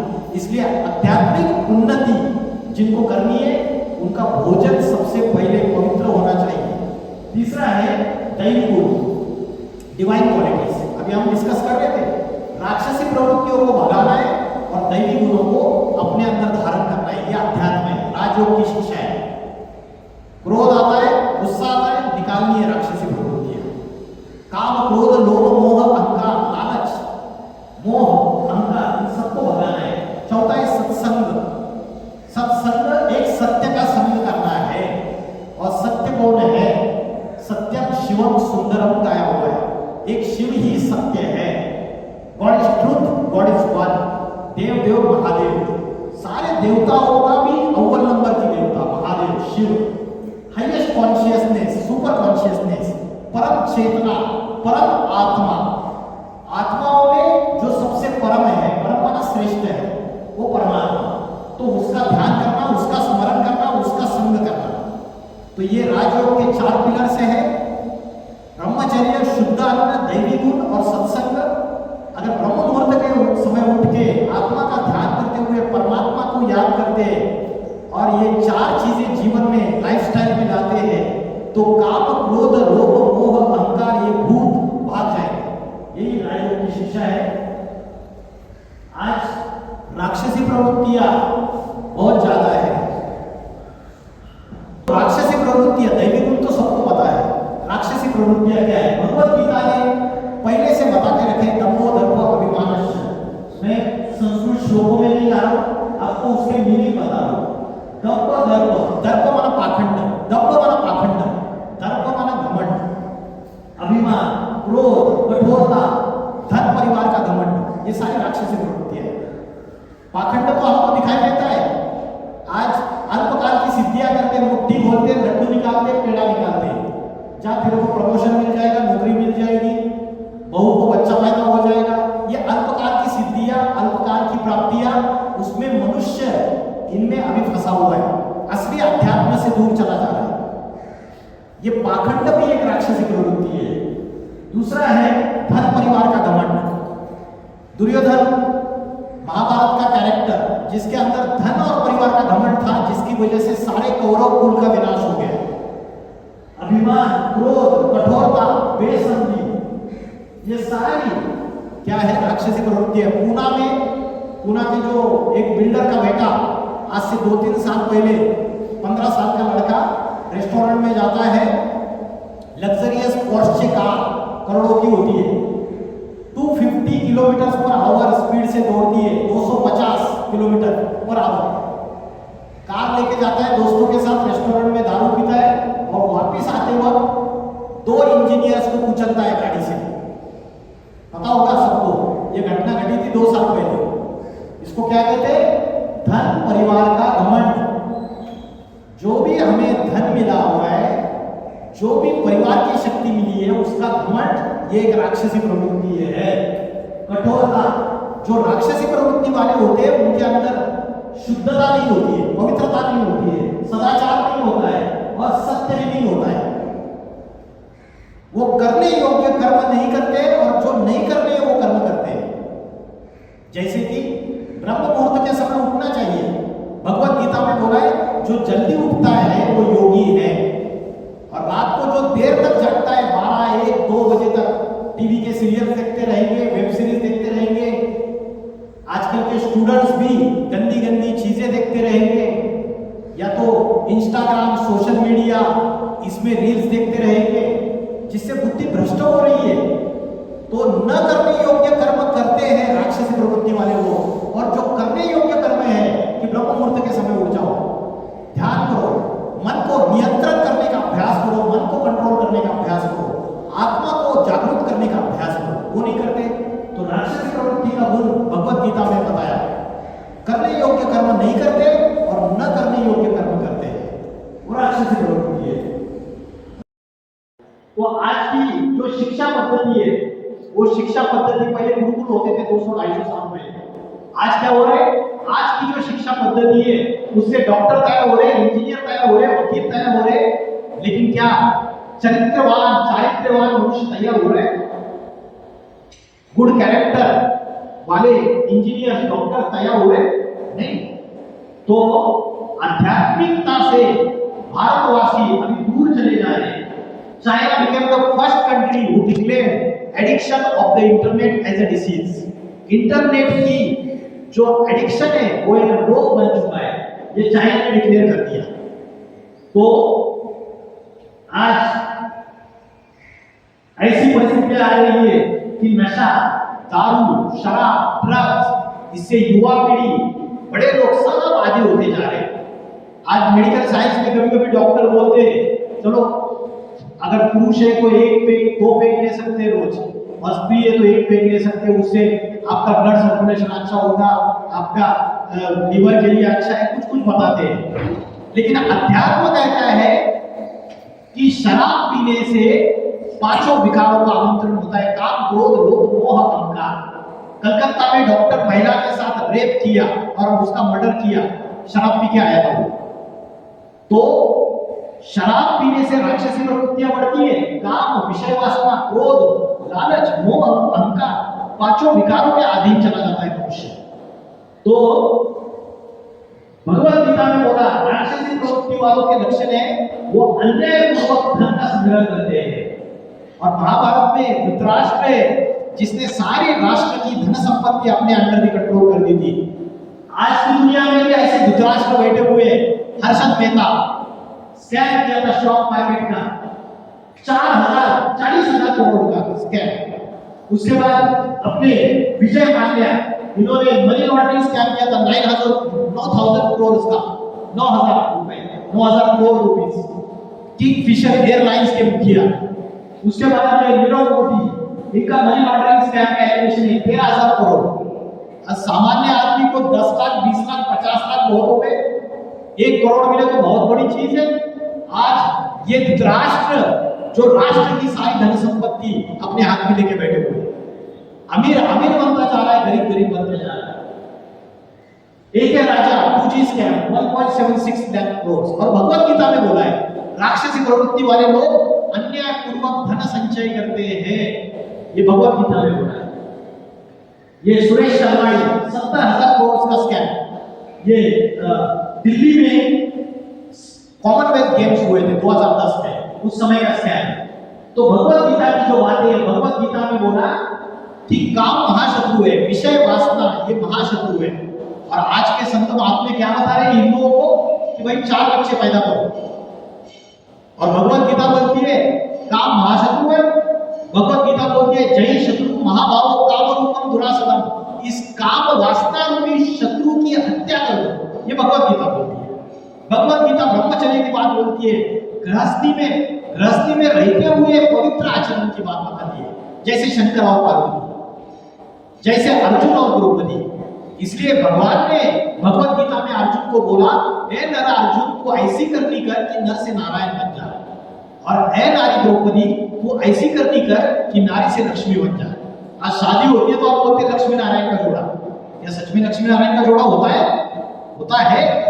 लक्ष्मी नारायण के अंदर दैवी गुण है, डिवाइन क्वालिटीज है, दैवी गुणों से भरपूर है। तो राक्षसी प्रवृत्तियां बढ़ जा रही है, आज मैरिटल रेप हो रहे, और आज महिलाएं सुप्रीम कोर्ट में चली गई 2017-18 में कि हमारे ऊपर बलात्कार हो रहे हैं। तो ये राक्षसी प्रवृत्तियां बढ़ने की वजह से हो रहा है। आज जो प्रेम है वो वासना में परिवर्तित हो चुका है, वो शरीर की भूख में परिवर्तित हो चुका है। आज जब शादी को पवित्र बंधन माना जाता है भारत में, लेकिन आज क्या हो रहा है, सुप्रीम कोर्ट ने भी लिव इन रिलेशनशिप को लीगलाइज कर दिया। बिना शादी के लड़का लड़की एक साथ रह सकते हैं, लिव इन रिलेशनशिप, तो उससे व्यभिचार बढ़ेगा। भारत सती सावित्री का देश था। राजा अगर लड़ाई में मारा जाता था तो रानी जलती आग में कूद जाती थी, जोहार कर लेती थी, लेकिन परपुरुष को अपने शरीर को हाथ लगाने नहीं देती थी। ये भारत की नारी की पवित्रता थी। आज क्या हो गया? आज व्यभिचार समाज में पनप रहा है, क्योंकि ऐसे ऐसी धारणाएं हमने फॉलो करना चालू कर दिया, वेस्टर्न कल्चर फॉलो करना चालू कर दिया। सनातन धर्म की जो ओरिजिनलिटी है हम भूल गए, अत्याचार बढ़ गए, काम वासना यहाँ तक बढ़ गई कि चाइल्ड रेप, छोटी छोटी बच्चियों के ऊपर बलात्कार, दिल्ली में 2012 में निर्भया का रेप कांड, इतनी जानवरियत, इतनी हैवानियत बढ़ गई मनुष्य के अंदर, तबीयत फंसा, और मनुष्य ऐसा दुश्मन बन गया कि भगवत गीता में बोला कि सारे संसार का विनाश करने के लिए राक्षसी प्रवृत्ति वाले लोग तैयार हो जाते हैं। तो आज मुझे बताइए, सारे संसार का विनाश करने के लिए राक्षसी प्रवृत्ति वाले लोग तैयार है या नहीं है? कभी भी तीसरा विश्व युद्ध चालू हो सकता है या नहीं चालू हो सकता है? थर्ड वर्ल्ड वॉर हो सकता है। और थर्ड वर्ल्ड वॉर हुई तो क्या होगा बताइए? थर्ड वर्ल्ड वॉर हुई तो न्यूक्लियर वॉर होगी। न्यूक्लियर वॉर माना एटम बम फटेंगे, रिमोट कंट्रोल का एक बटन दबाने की देर है, ये सारी दुनिया 1 सेकंड में खलास हो सकती है। इतने एटम बम, एटॉमिक वेपन्स और न्यूक्लियर वेपन्स आज छोटे से छोटे देश के पास है। America, Russia, Pakistan, north Korea जैसे छोटा सा देश, दिल्ली इतना, नॉर्थ कोरिया, उसका प्रेसिडेंट किम जोंग सारी दुनिया को धमकी देता है कि उड़ा दूंगा न्यूक्लियर वेपन से। तो ये राक्षसी प्रवृत्तियां नहीं, जो संसार के विनाश के लिए मॉडर्न साइंस का यूज करके आज आपने एटम बम बनाए जो समस्त मानवता का विनाश कर सकती है। तो मॉडर्न साइंस हमको विनाश की तरफ लेके जा रहा है। ये मोबाइल भी हमारे मन बुद्धि का विनाश कर रहे हैं, हमारे बच्चों के मन बुद्धि का विनाश कर रहे हैं, मन और बुद्धि को भ्रष्ट तरीके से लेके जा रहे हैं। और ये न्यूक्लियर वेपन्स भी सारे मानवता का विनाश करने के लिए तैयार है। तो तीसरा विश्व युद्ध हुआ तो न्यूक्लियर वॉर जरूर होगी।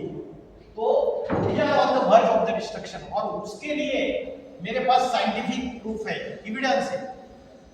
1947 में अमेरिका के जो शास्त्रज्ञ scientist Albert Einstein, Robert Oppenheimer और बड़े बड़े साइंटिस्ट ने एक प्रलय का घड़ियाल तैयार किया, जिसको बोलते हैं डूम्सडे क्लॉक, प्रलय घड़ी घड्याळ। हे घड्याळाचं काय आहे की घड्याळाचे 2 काटे जेव्हा 12 वरती येतील रात्रीच्या, तेव्हा सारी दुनियाचा विनाश, मानवताचा विनाश, न्यूक्लियर वेपन्स का एक्सप्लोजन। और वो लोग हर साल इसको मैन्युअली सेट करते हैं। 1947 में शुरुआत की, क्योंकि 1945 में फर्स्ट एटम बॉम्ब तैयार हुआ, रॉबर्ट ओपेनहाइमर ने, इस साइंटिस्ट ने तैयार किया था। उनको पता चल गया कि हमने गलत किया, ये विनाश की तरफ लेके जाएगा मानवता को। तो इन्होंने ये घड़ी तैयार की और 2025 में घड़ीचे जो 2 काटे हैं उसमें सिर्फ 89 सेकंड बचे हुए 12 बजने के लिए। इसका मतलब सृष्टि के विनाश के लिए कुछ साल बचे हुए, ये आज के साइंटिस्ट भी मान रहे हैं। तो कलयुग विनाश के और करीब से कर दिया है। इसे रात 12 बजे से बस 89 सेकंड पहले से किया गया है। इसका मतलब है कि मानवता का विनाश बस 89 सेकंड पूर्व है। पिछले साल इसे 1 सेकंड पीछे यानी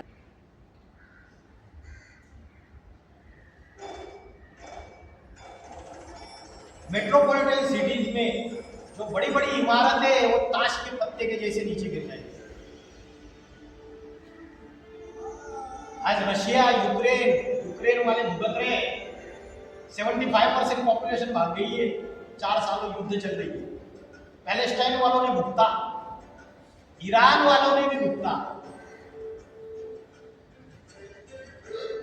भारत, चाइना, पाकिस्तान, बांग्लादेश, दुश्मनी बढ़ती चली जाएगी।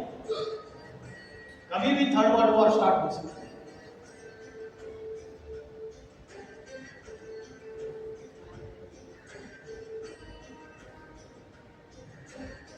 हिंदू मुस्लिम दुश्मनी बढ़ती चली जाती है। गृह युद्ध 1947 में जब भारत पाकिस्तान बंटवारा हुआ तो ट्रेनें की ट्रेनें काट दी गई थी, खून की नदियां बही थी। आने वाला समय उससे भी भयानक है। दुश्मनी बढ़ती चली जा रही है। तो पूरी मानवता इसके तरफ जा रही है। मॉडर्न साइंस विनाश की तरफ लेके जा रहा है। तो साइलेंस की शक्ति, जो शांति की शक्ति है, वो अध्यात्म के द्वारा स्थापित होती है। तो आज जो मैंने बताया, दैवी गुण धारण करना, राजयोग की शिक्षा, आत्मा क्या है, आत्मा कहाँ रहती है, आत्मा का भोजन क्या है, आत्मा की शक्ति, क्योंकि आने वाली कठिन परिस्थितियों में अगर आत्मा की शक्ति अच्छी रहेगी, विल पावर अच्छी रहेगी तो टिके रहेगी। कोरोना आया और कोरोना में भय का वातावरण ऐसा फैल गया कि मीडिया में सवेरे से लेकर रात तक वही न्यूज। तो बड़े बड़े करोड़पति कोरोना से नहीं मरे, हार्ट अटैक से मर गए, भय से, है ना। भय से हार्ट अटैक आकर मर गए क्योंकि विल पावर कमजोर थी, आत्मा की शक्ति कमजोर थी। तो आध्यात्मिक ज्ञान और योग हमारी आध्यात्मिक आत्मिक शक्ति बढ़ाता है और आत्मिक शक्ति ही इस विश्व में शांति लाएगी। आज बड़े बड़े वर्ल्ड पीस कॉन्फ्रेंस हो रहे, शांति के सम्मेलन हो रहे, नोबेल पीस प्राइज दिए जा रहे, अहिंसा के सम्मेलन हो रहे, लेकिन दुनिया में शांति स्थापन नहीं हो रही। डोनाल्ड ट्रंप बोल रहे हैं मुझे नोबेल पीस प्राइज दे दो। अरे खुद सारी जगह आग लगा रहे, सारी दुनिया में सत्ता के अहंकार के लिए आज आप युद्ध करा रहे हो। तो आज ये सारी यूनाइटेड नेशंस ऑर्गेनाइजेशन जैसी शांति स्थापन करने वाली संस्थाएं, ये अमेरिका, रशिया जैसे महासत्ताओं के हाथ की कठपुतली, पपेट बन के रह गई है। और शांति स्थापन करने के लिए स्वयं ईश्वर शिव को आना पड़ता है। शंकर का अर्थ है शम करोति, जो सारी दुनिया में शांति लाता है, शांति की देवता है। तो ये समय परिवर्तन का समय है। स्वयं शिव अति साधारण रूप से शरीर में इस धरती पर अवतरित हो चुके हैं और आध्यात्मिक ज्ञान दे रहे, राजयोग की शिक्षा पढ़ा रहे। और इस राजयोग की शिक्षा में अगर हम अपने जीवन में धारण करेंगे तो आत्मा शुद्ध बनेगी, पवित्र बनेगी। आत्मज्ञान आने से आत्म शुद्धि होगी और उससे सृष्टि का परिवर्तन होगा। जो नई दुनिया आने वाली है उसमें नई आत्माएं जाएगी, पवित्र आत्माएं जाएगी। इसलिए भगवत गीता में भगवान का आने का समय बताया। जब धर्म की ग्लानि होती है और अधर्म का बोलबाला होता है तो दुर्जनों का विनाश करने के लिए और सज्जनों की रक्षा करने के लिए मैं आता हूं। तो ये अभी का समय है। आज 10 धर्म आपस में लड़ रहे, हिंदू, मुस्लिम, क्रिश्चियन, बौद्ध, सिख, सारे अलग अलग धर्म, नास्तिक सब आपस में लड़ रहे। तुंडे तुंडे मंदिर बिगना, रावण के 10 मुख, रावण राज्य चल रहा है। बड़े बड़े फिलोसोफर्स और भविष्यकार उन्होंने भविष्यवाणी की है कि नॉस्ट्राडेमस, गिरो, किट, एंडरसन, जूलबर्ग, भारत में गोपीनाथ शास्त्री, कल्कि पुराण, भविष्यवाणी का इनकी एक कॉमन भविष्यवाणी है कि 21st सेंचुरी में नॉर्थ इंडिया से एक महापुरुष का अवतार होगा। वो योगियों का योगी होगा। वो आत्मा और परमात्मा का ऐसा ज्ञान देगा, ऐसी आध्यात्मिक क्रांति लाएगा दुनिया में और ऐसी आध्यात्मिक शक्ति जागरूक करेगा कि दुनिया में एक जाति, एक धर्म, एक भाषा, एक राज्य स्थापित होगा। अनेक जाति, अनेक धर्म, अनेक भाषाएं, अनेक राज्यों का विनाश हो जाएगा और राम राज्य आएगा। राम मंदिर बनाने से राम राज्य नहीं आता है, राम या शिव को स्वयं आना पड़ता है और तब जाके राम राज्य स्थापित होता है, जब आध्यात्मिक शक्ति मन के अंदर स्थापित हो जाती है। इतना बोल के मैं रुकता हूं। ओम शांति।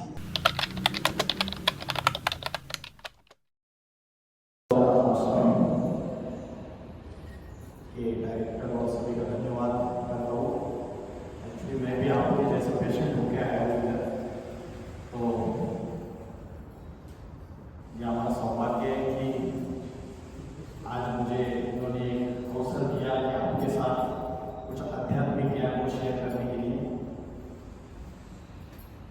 आज का जो हमारा टॉपिक है वो है भगवत गीता में 16वां अध्याय, दैवी गुण कौन से हैं और राक्षसी प्रवृत्तियां कौन सी हैं। टॉपिक को स्टार्ट करने से पहले 2 मिनट के लिए हम ध्यान करेंगे। मैं आपको ध्यान का एक नया प्रकार बताऊंगा जो आज तक आपने किया नहीं। भगवत गीता के 6ठे अध्याय के 12वां और 13वां श्लोक है, उसमें ध्यान करने की विधि बताई है। हम बचपन से लेकर आज तक जो ध्यान करते हैं वो आंखें बंद करके करते हैं या आंखें खुली रख के करते हैं? बंद करके करते हैं। लेकिन भगवत गीता का 6ठे अध्याय का 13वां श्लोक ये कहता है संप्रेक्ष, एक संस्कृत शब्द है और संप्रेक्ष का अर्थ है आंखें खुली रखते। आंखें खुली रखते हुए चंचल मन को भ्रुकुटी के बीच में आत्मा में स्थिर करके हमें ध्यान करना होता है। आपने शिव शंकर भोलेनाथ के चित्र और मूर्तियां देखी रहेंगी। 33 कोटि देवी देवताओं में एक ही देवता ऐसी है, देव देव महादेव, उनको हमेशा ध्यान करना अवस्था में दिखाया है चित्रकार ने। जितने चित्र है, जितनी मूर्तियां हैं, तो ध्यान करते हुए गहरी ध्यान करना अवस्था में उनकी आंखें पूरी बंद है या आधी खुली आधी बंद है? क्या है बताइए। शंकर के जो चित्र दिखाए उसमें उनकी आंखें पूरी बंद दिखती है या आधी खुली आधी बंद दिखती है? आधी खुली आधी बंद है, अर्धोन्मीलित नेत्र बोलते हैं उसको। तो शंकर जो है वो महायोगी, योगेश्वर, योगीराज, नटराज, वो सारी दुनिया को ये मैसेज दे रहा है कि जो ध्यान है, जो योग है, वो आंखें बंद करके नहीं किया जाता है। भगवत गीता में कर्म योग सिखाया है अर्जुन को। अर्जुन सन्यासी था या गृहस्थी था? गृहस्थी अर्जुन को भगवान ने कर्म योग सिखाया। कर्म योग माना कर्म करते हुए ध्यान में रहना। हम क्या करते हैं? आंखें बंद करके जब ध्यान करते हैं तो हम खाना खाने का कर्म कर सकते हैं क्या? नहीं कर सकते। कोई भी कर्म नहीं कर सकते। ऑफिस में काम नहीं कर सकते, गाड़ी चला नहीं सकते। तो कर्म योग सिखाया भगवत गीता में अर्जुन को, क्योंकि अर्जुन तो गृहस्थी था। तो कर्म करते हुए ध्यान की जो प्रक्रिया है वो आंखें खुली रखते जब अभ्यास करेंगे तब वो ध्यान की प्रक्रिया पॉसिबल है। तो 2 मिनट के लिए हम अभ्यास करेंगे। सभी को सीधे बैठना है, गर्दन सीधी, पीठ सीधी, कमर सीधी। आप सभी को भ्रुकुटी के बीच में centre point of the forehead, यहाँ पे ध्यान लगाना है। जैसे आकाश में स्टार चमकता है वैसे छोटा सा स्टार यहाँ चमक रहा है, आपको विजुअलाइज करना है। आपने सभी ने स्टार देखा है, वो स्टार भ्रुकुटी के बीच में चमक रहा है। Point of light blinking in the centre point of the forehead. 2 minute के लिए सारी दुनिया से डिटैच हो रहा है, डिस्कनेक्ट करना है।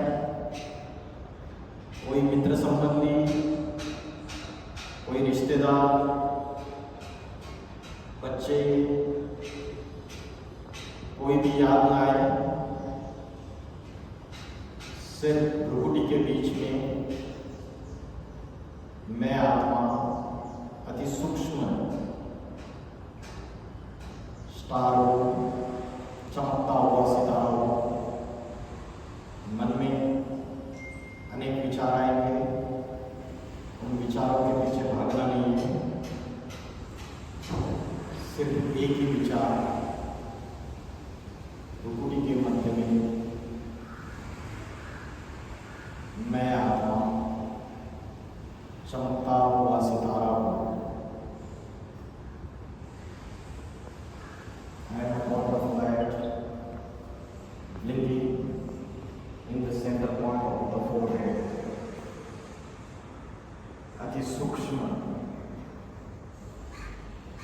ज्योति बिंदु स्वरूप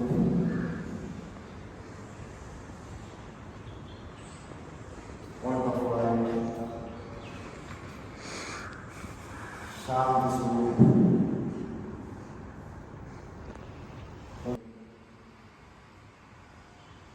चमकता हुआ सितारा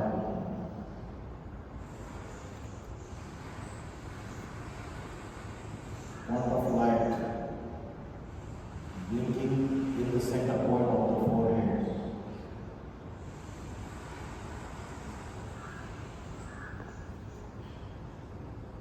मन को भ्रुकुटी के बीच में एकाग्र करो, कि सूक्ष्म ज्योति बिंदु स्वरूप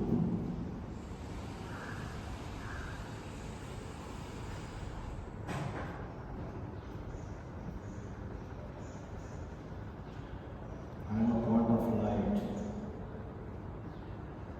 blinking in the center point of the forehead.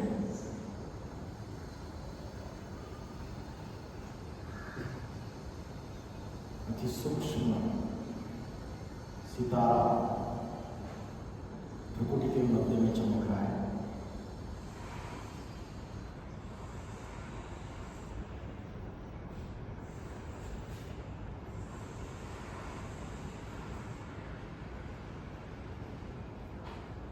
धन्यवाद।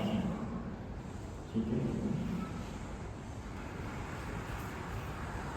आज का जो टॉपिक है दैविक गुण व राक्षस शिरोमणि है। भगवद गीता को सर्वशास्त्र शिरोमणि कहते हैं। जितने भी शास्त्र है, पुराण है, उपनिषद है, वेद है, इन सब में भगवद गीता को सर्वशास्त्र शिरोमणि कहा जाता है। हमारे जितने भी शास्त्र हैं या दूसरे भी धर्म हैं, उनमें एक कंसेप्ट कॉमन है, स्वर्ग और नरक। मुसलमान लोग कहते हैं जन्नत और जहन्नम, क्रिश्चियन लोग बोलते हैं हेवन और हेल, और हिंदू शास्त्रों में स्वर्ग और नरक। हम समझते हैं स्वर्ग कहीं ऊपर है, नरक कहीं नीचे है। कोई मर गया तो आप बोलते हैं स्वर्गवासी हुए, इसका मतलब अभी नरक में थे। कोई पाप कर्म करने वाला भी है, वो भी मर गया तो भी बोलते स्वर्गवासी हुए। तो क्या सच में कहीं ऊपर स्वर्ग है और नीचे पाताल में नरक है? क्या एक्चुअल कंसेप्ट क्या है? बोलते हैं पाताल में राक्षस होते हैं और स्वर्ग में देवता होते हैं। राक्षसों को बड़े बड़े बाल दिखाए, बड़े बड़े दांत दिखाए, भयानक रूप दिखाया। गरुड़ पुराण नाम का शास्त्र है, उसमें दिखाते मरने के बाद जिन्होंने पाप कर्म ज्यादा किए उनको यातना ही दी जाती है। किसी को उबलते हुए कढ़ाई में, तेल की कढ़ाई में उसमें डुबोया जाता है, किसी को घोड़े बरसाए जाते हैं, किसी को आग में जलाया जाता है। तो ये सारी बातें हमने सुन के रखी है। एक्चुअल में बाइबल में भी लिखा है, दो कैटेगरीज है, एंजल्स और डेमन्स। और कुरान में भी ये बात लिखी हुई है कि फरिश्ता और शैतान। और भगवत गीता में भी ये प्राणियों की सृष्टि सिर्फ दो ही कैटेगरी में डिवाइड है। भगवत गीता में बोला है ये प्राणियों की सृष्टि सिर्फ दो कैटेगरी में डिवाइड है, वो है देवता और दूसरा है असुर माना राक्षस। महाभारत में एक दुर्योधन दिखाया, एक दुशासन दिखाया, रामायण में एक रावण दिखाया। क्या आज लाखों करोड़ों दुर्योधन दुशासन है या नहीं है इस दुनिया में, कलयुग में है या नहीं है? और अनेक द्रौपदियों का चीरहरण हो रहा है या नहीं हो रहा है? हो रहा है। तो द्वापर युग और कलयुग में जो दुनिया है वो मनुष्य के अंदर राक्षसी प्रवृत्तियां बढ़ाती है। भगवत गीता में दो ही कैटेगरी थी, देवता और राक्षस। मनुष्य ये कैटेगरी नहीं थी। क्यों? क्योंकि मनुष्य ही जब दैवी गुण धारण करता है तो देवता कहलाता है। इसलिए बोलते देव मानुष है, देवात्माएं, पुण्यात्माएं है, महात्माएं। तो मनुष्य जब दैवी गुण धारण करता है अपने अंदर, आत्मा के अंदर, तो वो देवता कहलाता है। और मनुष्य के अंदर जब राक्षसी वृत्तियां पनपना चालू हो जाती है तो वो राक्षस कहलाता है, असुर कहलाता है, शैतान कहलाता है। तो ये जो सृष्टि चक्र है, जैसे रात्रि के बाद दिन होता है और दिन के बाद रात्रि होती है, चक्र घूमता रहता है। उन्हाळा के बाद पावसाळा, पावसाळा के बाद हिवाळा, फिर से उन्हाळा। ये चक्र ऋतुओं का भी घूमता रहता है। इसी प्रकार से ये 4 युगों का चक्र घूमता रहता है। सतयुग, त्रेतायुग, द्वापर युग और अभी कौन से चल रहा है? रॉन्ग, अभी चल रहा है घोर पापी कलयुग। दुनिया में पाप, भ्रष्टाचार, अत्याचार, दुख, अशांति, हिंसा, आतंकवाद की अति होती जा रही है। अभी ऐसा समय चल रहा है, 3 साल की छोटी छोटी बच्चियों के ऊपर, 6 महीने की छोटी छोटी बच्चियों के ऊपर बलात्कार हो रहे हैं। न्यूज सुनते हैं आप, पढ़ते भी है, लेकिन नजरअंदाज कर देते हैं। चल क्या रहा है दुनिया में? देश आपस में लड़ रहे हैं, धर्म आपस में लड़ रहे हैं, जाति आपस में लड़ रही है, रिजर्वेशन के नाम पे झगड़े हैं, घर घर में महाभारी महाभारत है। तो ये जो कलयुग है, घोर पापी कलयुग, इसका भी परिवर्तन होता है। पापी कलयुग के बाद पावन सतयुग। क्या परिवर्तन होता है?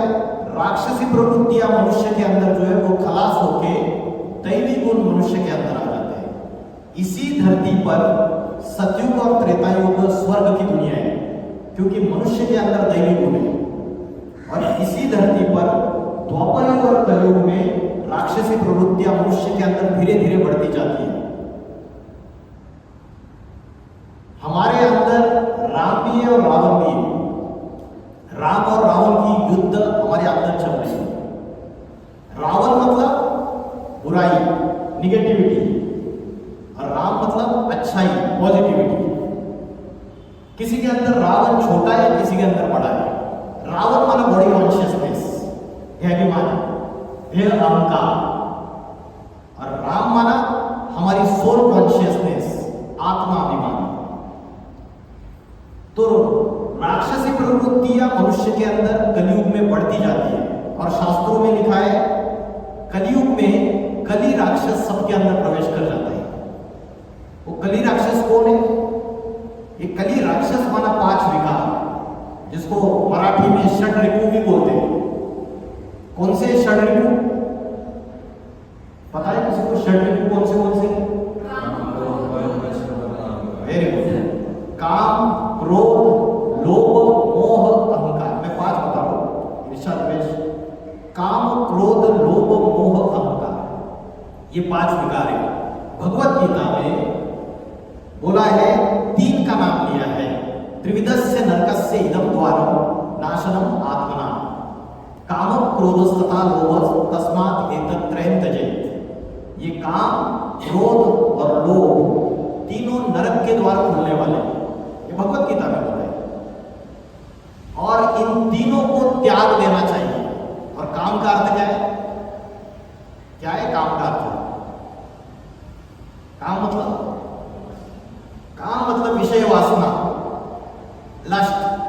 सेक्सुअल डिजायर, ये पांचों जो विकार है इनका मुखिया है।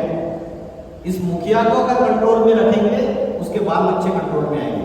क्रोध, लालच, मोह और अहंकार ये कंट्रोल में आएंगे।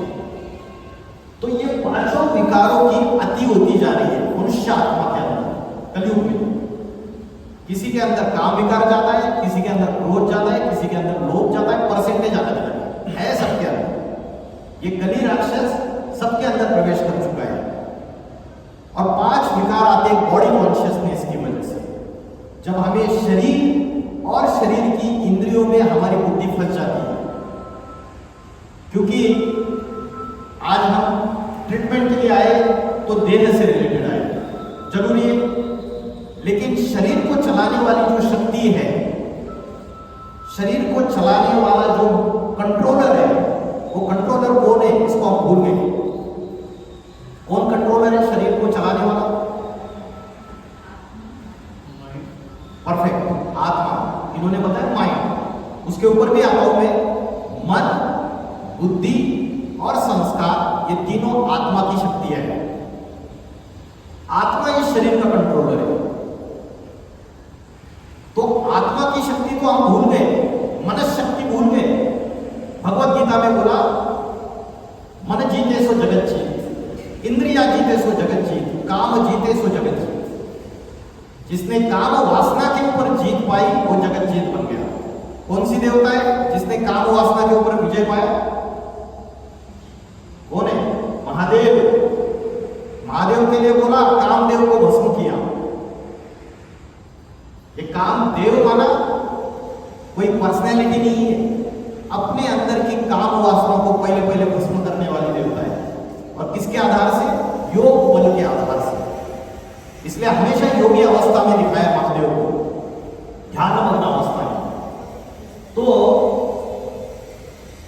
कलयुग में राक्षसी प्रवृत्तियां बढ़ जाती है, काम, क्रोध, लोभ, मोह, अहंकार। एक सीरियल आती है क्राइम पेट्रोल, देखिए। क्राइम पेट्रोल में कोई भी एपिसोड निकालो, कोई भी जो क्राइम कमिट किया उसका कारण अगर ढूंढेंगे, या तो काम, या तो क्रोध, या तो लालच, या तो मोह, या तो अहंकार, इन पांचों में से एक कारण जरूर होगा। तो आज दुनिया में जितना भी पापाचार, जितना भी व्यभिचार और जितना भी क्राइम बढ़ रहा है, उसका मूल कारण मनुष्य आत्मा के अंदर की राक्षसी प्रवृत्ति है। पांच विकार है। तो द्वापर युग कलयुग में धीरे धीरे दैवी गुण कम होते हैं, राक्षसी प्रवृत्तियां बढ़ती है। कारण क्या? जैसे मोबाइल की बैटरी फुल चार्ज है 100%, उसके बाद दिन भर यूज करने के बाद बैटरी डिस्चार्ज होती है, वैसी आत्मा की बैटरी भी डिस्चार्ज होती है। कैसे डिस्चार्ज होती है? आंखों के द्वारा सुंदर सुंदर चेहरे देखने, कानों के द्वारा अच्छा संगीत सुनना है, हर इंद्रियों से वो भोगने की चेष्टा करते हैं हम। और हर इंद्रियों से जब हम भोग भोगते हैं तो आत्मा की शक्ति क्षीण होती है, आत्मा की पावर कम होती है। जैसे मोबाइल की बैटरी रोज चार्जिंग करते हैं और शरीर के रिलेटेड रोज फिजिकल एक्सरसाइज और फिजिकल चीजों का हम आधार लेते हैं, वैसे आत्मा की बैटरी जो डिस्चार्ज हो रही है, इंद्रियों का भोग भोगते भोगते उस बैटरी को चार्ज करना भी बहुत जरूरी है। और आज हम वो भूल गए। शरीर की जो फिजिकल ग्रोथ है उसके रिलेटेड तो हम फोकस्ड है, लेकिन जो स्पिरिचुअल ग्रोथ है हमारा और जो हमारा मेंटल ग्रोथ है, मेंटल हेल्थ है, उसके लिए हम फोकस नहीं है। और मेंटल हेल्थ और स्पिरिचुअल हेल्थ ये आत्मा से कनेक्ट है। स्पिरिचुअल, स्पिरिट माना आत्मा, सोल। अध्यात्म, अध्यात्म माना आत्मा के अंदर का ज्ञान, इसे कहते हैं अध्यात्म। फिजिक्स सबको पता है, एक दूसरा सब्जेक्ट है मेटाफिजिक्स। फिजिक्स जो पदार्थ विज्ञान, जो आंखों से दिखता है, और मेटाफिजिक्स माना जो सूक्ष्म है, जो आंखों से नहीं दिखता है। आत्मा और परमात्मा का ज्ञान का विश्लेषण माना मेटाफिजिक्स। और आज बाहर की यूनिवर्सिटीज में पढ़ा रहे, कैम्ब्रिज यूनिवर्सिटी में भगवत गीता पढ़ा रहे, मेटाफिजिक्स पढ़ा रहे।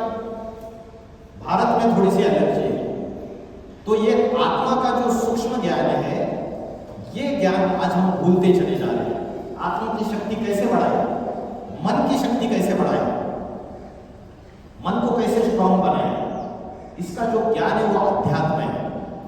अध्यात्म की और एक व्याख्या बताता हूं मैं आपको। अध्यात्म की सिंपल व्याख्या है 5 विकारों को भगाना: काम, क्रोध, लोभ, मोह, अहंकार। इन 5 विकारों को भगाना मतलब ही अध्यात्म है।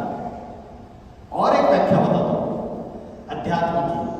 बॉडी कॉन्शियसनेस से सोल कॉन्शियसनेस की जो जर्नी है वो अध्यात्म है। मतलब देहाभिमान से आत्माभिमान की जो प्रवास है वो अध्यात्म है। तो कलयुग में राक्षसी प्रवृत्तियां बढ़ जाती है। जैसे रात्रि के बाद दिन आता है, वैसे पापी कलयुग के बाद पावन सतयुग आता है। तो ये जो ट्रांसफॉर्मेशन है, ये ट्रांसफॉर्मेशन आज की तारीख में आज के राजनेता, पॉलिटिकल लीडर्स, आज के क्रिकेट प्लेयर, आज के फुटबॉल प्लेयर, आज के बॉलीवुड हॉलीवुड के एक्टर्स, सेलिब्रिटीज, क्या ये परिवर्तन कर सकते? दुनिया में से अनैतिकता, पापाचार खत्म करके सत्य, अहिंसा, पवित्रता फिर से स्थापन करने के लिए क्या ये परिवर्तन कर सकते हैं? जिनको हमने हीरो बनाया आज की तारीख में, बनाया ना? क्या नैतिकता जो अधपतन में जा रही है, एथिक्स, वैल्यू, मोरालिटी, ये सारा जो नीचे जा रहा है, क्या इसको बदलकर आज के ये राजनेता और जिनको हमने हीरो बना के रखा है, क्या ये परिवर्तन कर सकते? बताइए, हाँ या ना? नहीं कर सकते। आज की जो हालत है, अंधेर नगरी चौपट राजा, टकासे भाजी टकासे खाजा। इसका मतलब है जो राजा है, ये नगरी अंधेर नगरी है, सारा अंधकार है, भ्रष्टाचार का अंधकार है, नीट के पेपर लीक हो जाते, और भी कई प्रकार का भ्रष्टाचार है। अंधेर नगरी चौपट राजा टकासेर भाजी, मतलब भाजी जिस दाम में मिल रही है उसी दाम में मिठाई मिल रही है। मतलब ये कहावत है, फ्रेज है। तो ऐसी हालत आज की तारीख में है। तो इस संसार का परिवर्तन पापी कलयुग से पावन सतयुग तक पापात्मा को पुण्यात्मा बनाने के लिए, आध्यात्मिक शिक्षा देने के लिए स्वयं ईश्वर को आना पड़ता है, स्वयं परमात्मा शिव को आना पड़ता है इस धरती पर। जब वो स्वयं आते हैं तभी पापी कलयुग को बदलकर पावन सतयुग आ सकता है। घर पुराना हो जाता है, क्या करते हैं? घर का मालिक क्या करता है?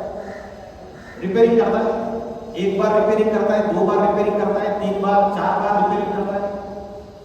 बार बार रिपेयरिंग करने के बावजूद भी घर सुधरने का नाम नहीं हो रहा। छत टपक रहा है, टूटा फूटा होता जा रहा है मकान। तो मकान का मालिक क्या करता है? फाइनली पुराने मकान को डिमोलिश कर देगा, तोड़ देगा, नया मकान बांध के तैयार कर देगा। लेकिन पहले पुराना मकान नहीं तोड़ता है, पहले नया मकान बांध के तैयार करता है, अपने बीवी बाल बच्चों को शिफ्ट करता है, फिर पुराना मकान तोड़ता है। यही अध्यात्म है। दुनिया में रिपेयरिंग करने के लिए जब जब देहाभिमान बढ़ा, जब जब 5 विकार बढ़े, तो रिपेयरिंग करने के लिए कौन कौन आए? संत ज्ञानेश्वर आए, तुकाराम आए, नामदेव आए, एकनाथ आए, तुलसीदास आए, सूरदास आए, मीराबाई आए, अनेक संत महात्मा आए, गुरु नानक आए, जीसस क्राइस्ट आए, मोहम्मद पैगंबर आए, महात्मा बुद्ध आए, आदि शंकराचार्य आए। लेकिन इनके रिपेयरिंग करने के बावजूद क्या ये मकान सुधरा? ये सृष्टि रूपी ये जो मकान है, ये वसुधा, क्या इसमें सुधार आया या और ही बिगड़ता गया? पापाचार बढ़ता गया? क्या हुआ? और ही पापाचार बढ़ता गया। बड़े बड़े मॉल्स बन रहे, 5 स्टार होटल बन रहे, 7 स्टार होटल भी बन रहे, स्मार्ट सिटी भी बन रही है, एक्सप्रेस हाईवेज भी आ रहे, रोबोटिक्स टेक्नोलॉजी आ रही है, आर्टिफिशियल इंटेलिजेंस आ रहा है, इंटरनेट टेक्नोलॉजी आ रही है। लेकिन दुनिया ऊपर जा रही है, नीचे गिर रही है। नैतिकता अधपतन में जा रही है या ऊपर जा रही है? क्या हो रहा है? अधपतन में जा रही है। आत्मा नीचे गिरती जा रही है, पतित बनती जा रही है। इसलिए गांधी जी ने 1942 में बोला था, रघुपति राघव राजा राम पतित पावन सीताराम। मतलब आत्मा पतित हो चुकी है, पतित आत्मा को पावन बनाने वाले राम को पुकारा, राम राज्य आना चाहिए। लेकिन 1947 में भारत स्वतंत्र हुआ तो राम राज्य आया या और ही रावण राज्य बढ़ गया? अंग्रेजों का शासन तो खत्म हुआ, लेकिन भारत में रावण राज्य बढ़ता चला गया, क्योंकि मनुष्य आत्मा काम, क्रोध, लोभ, मोह, अहंकार, इन पांचों विकारों में अति में फंसती चली गई। तो इस बाकी सृष्टि का परिवर्तन करने के लिए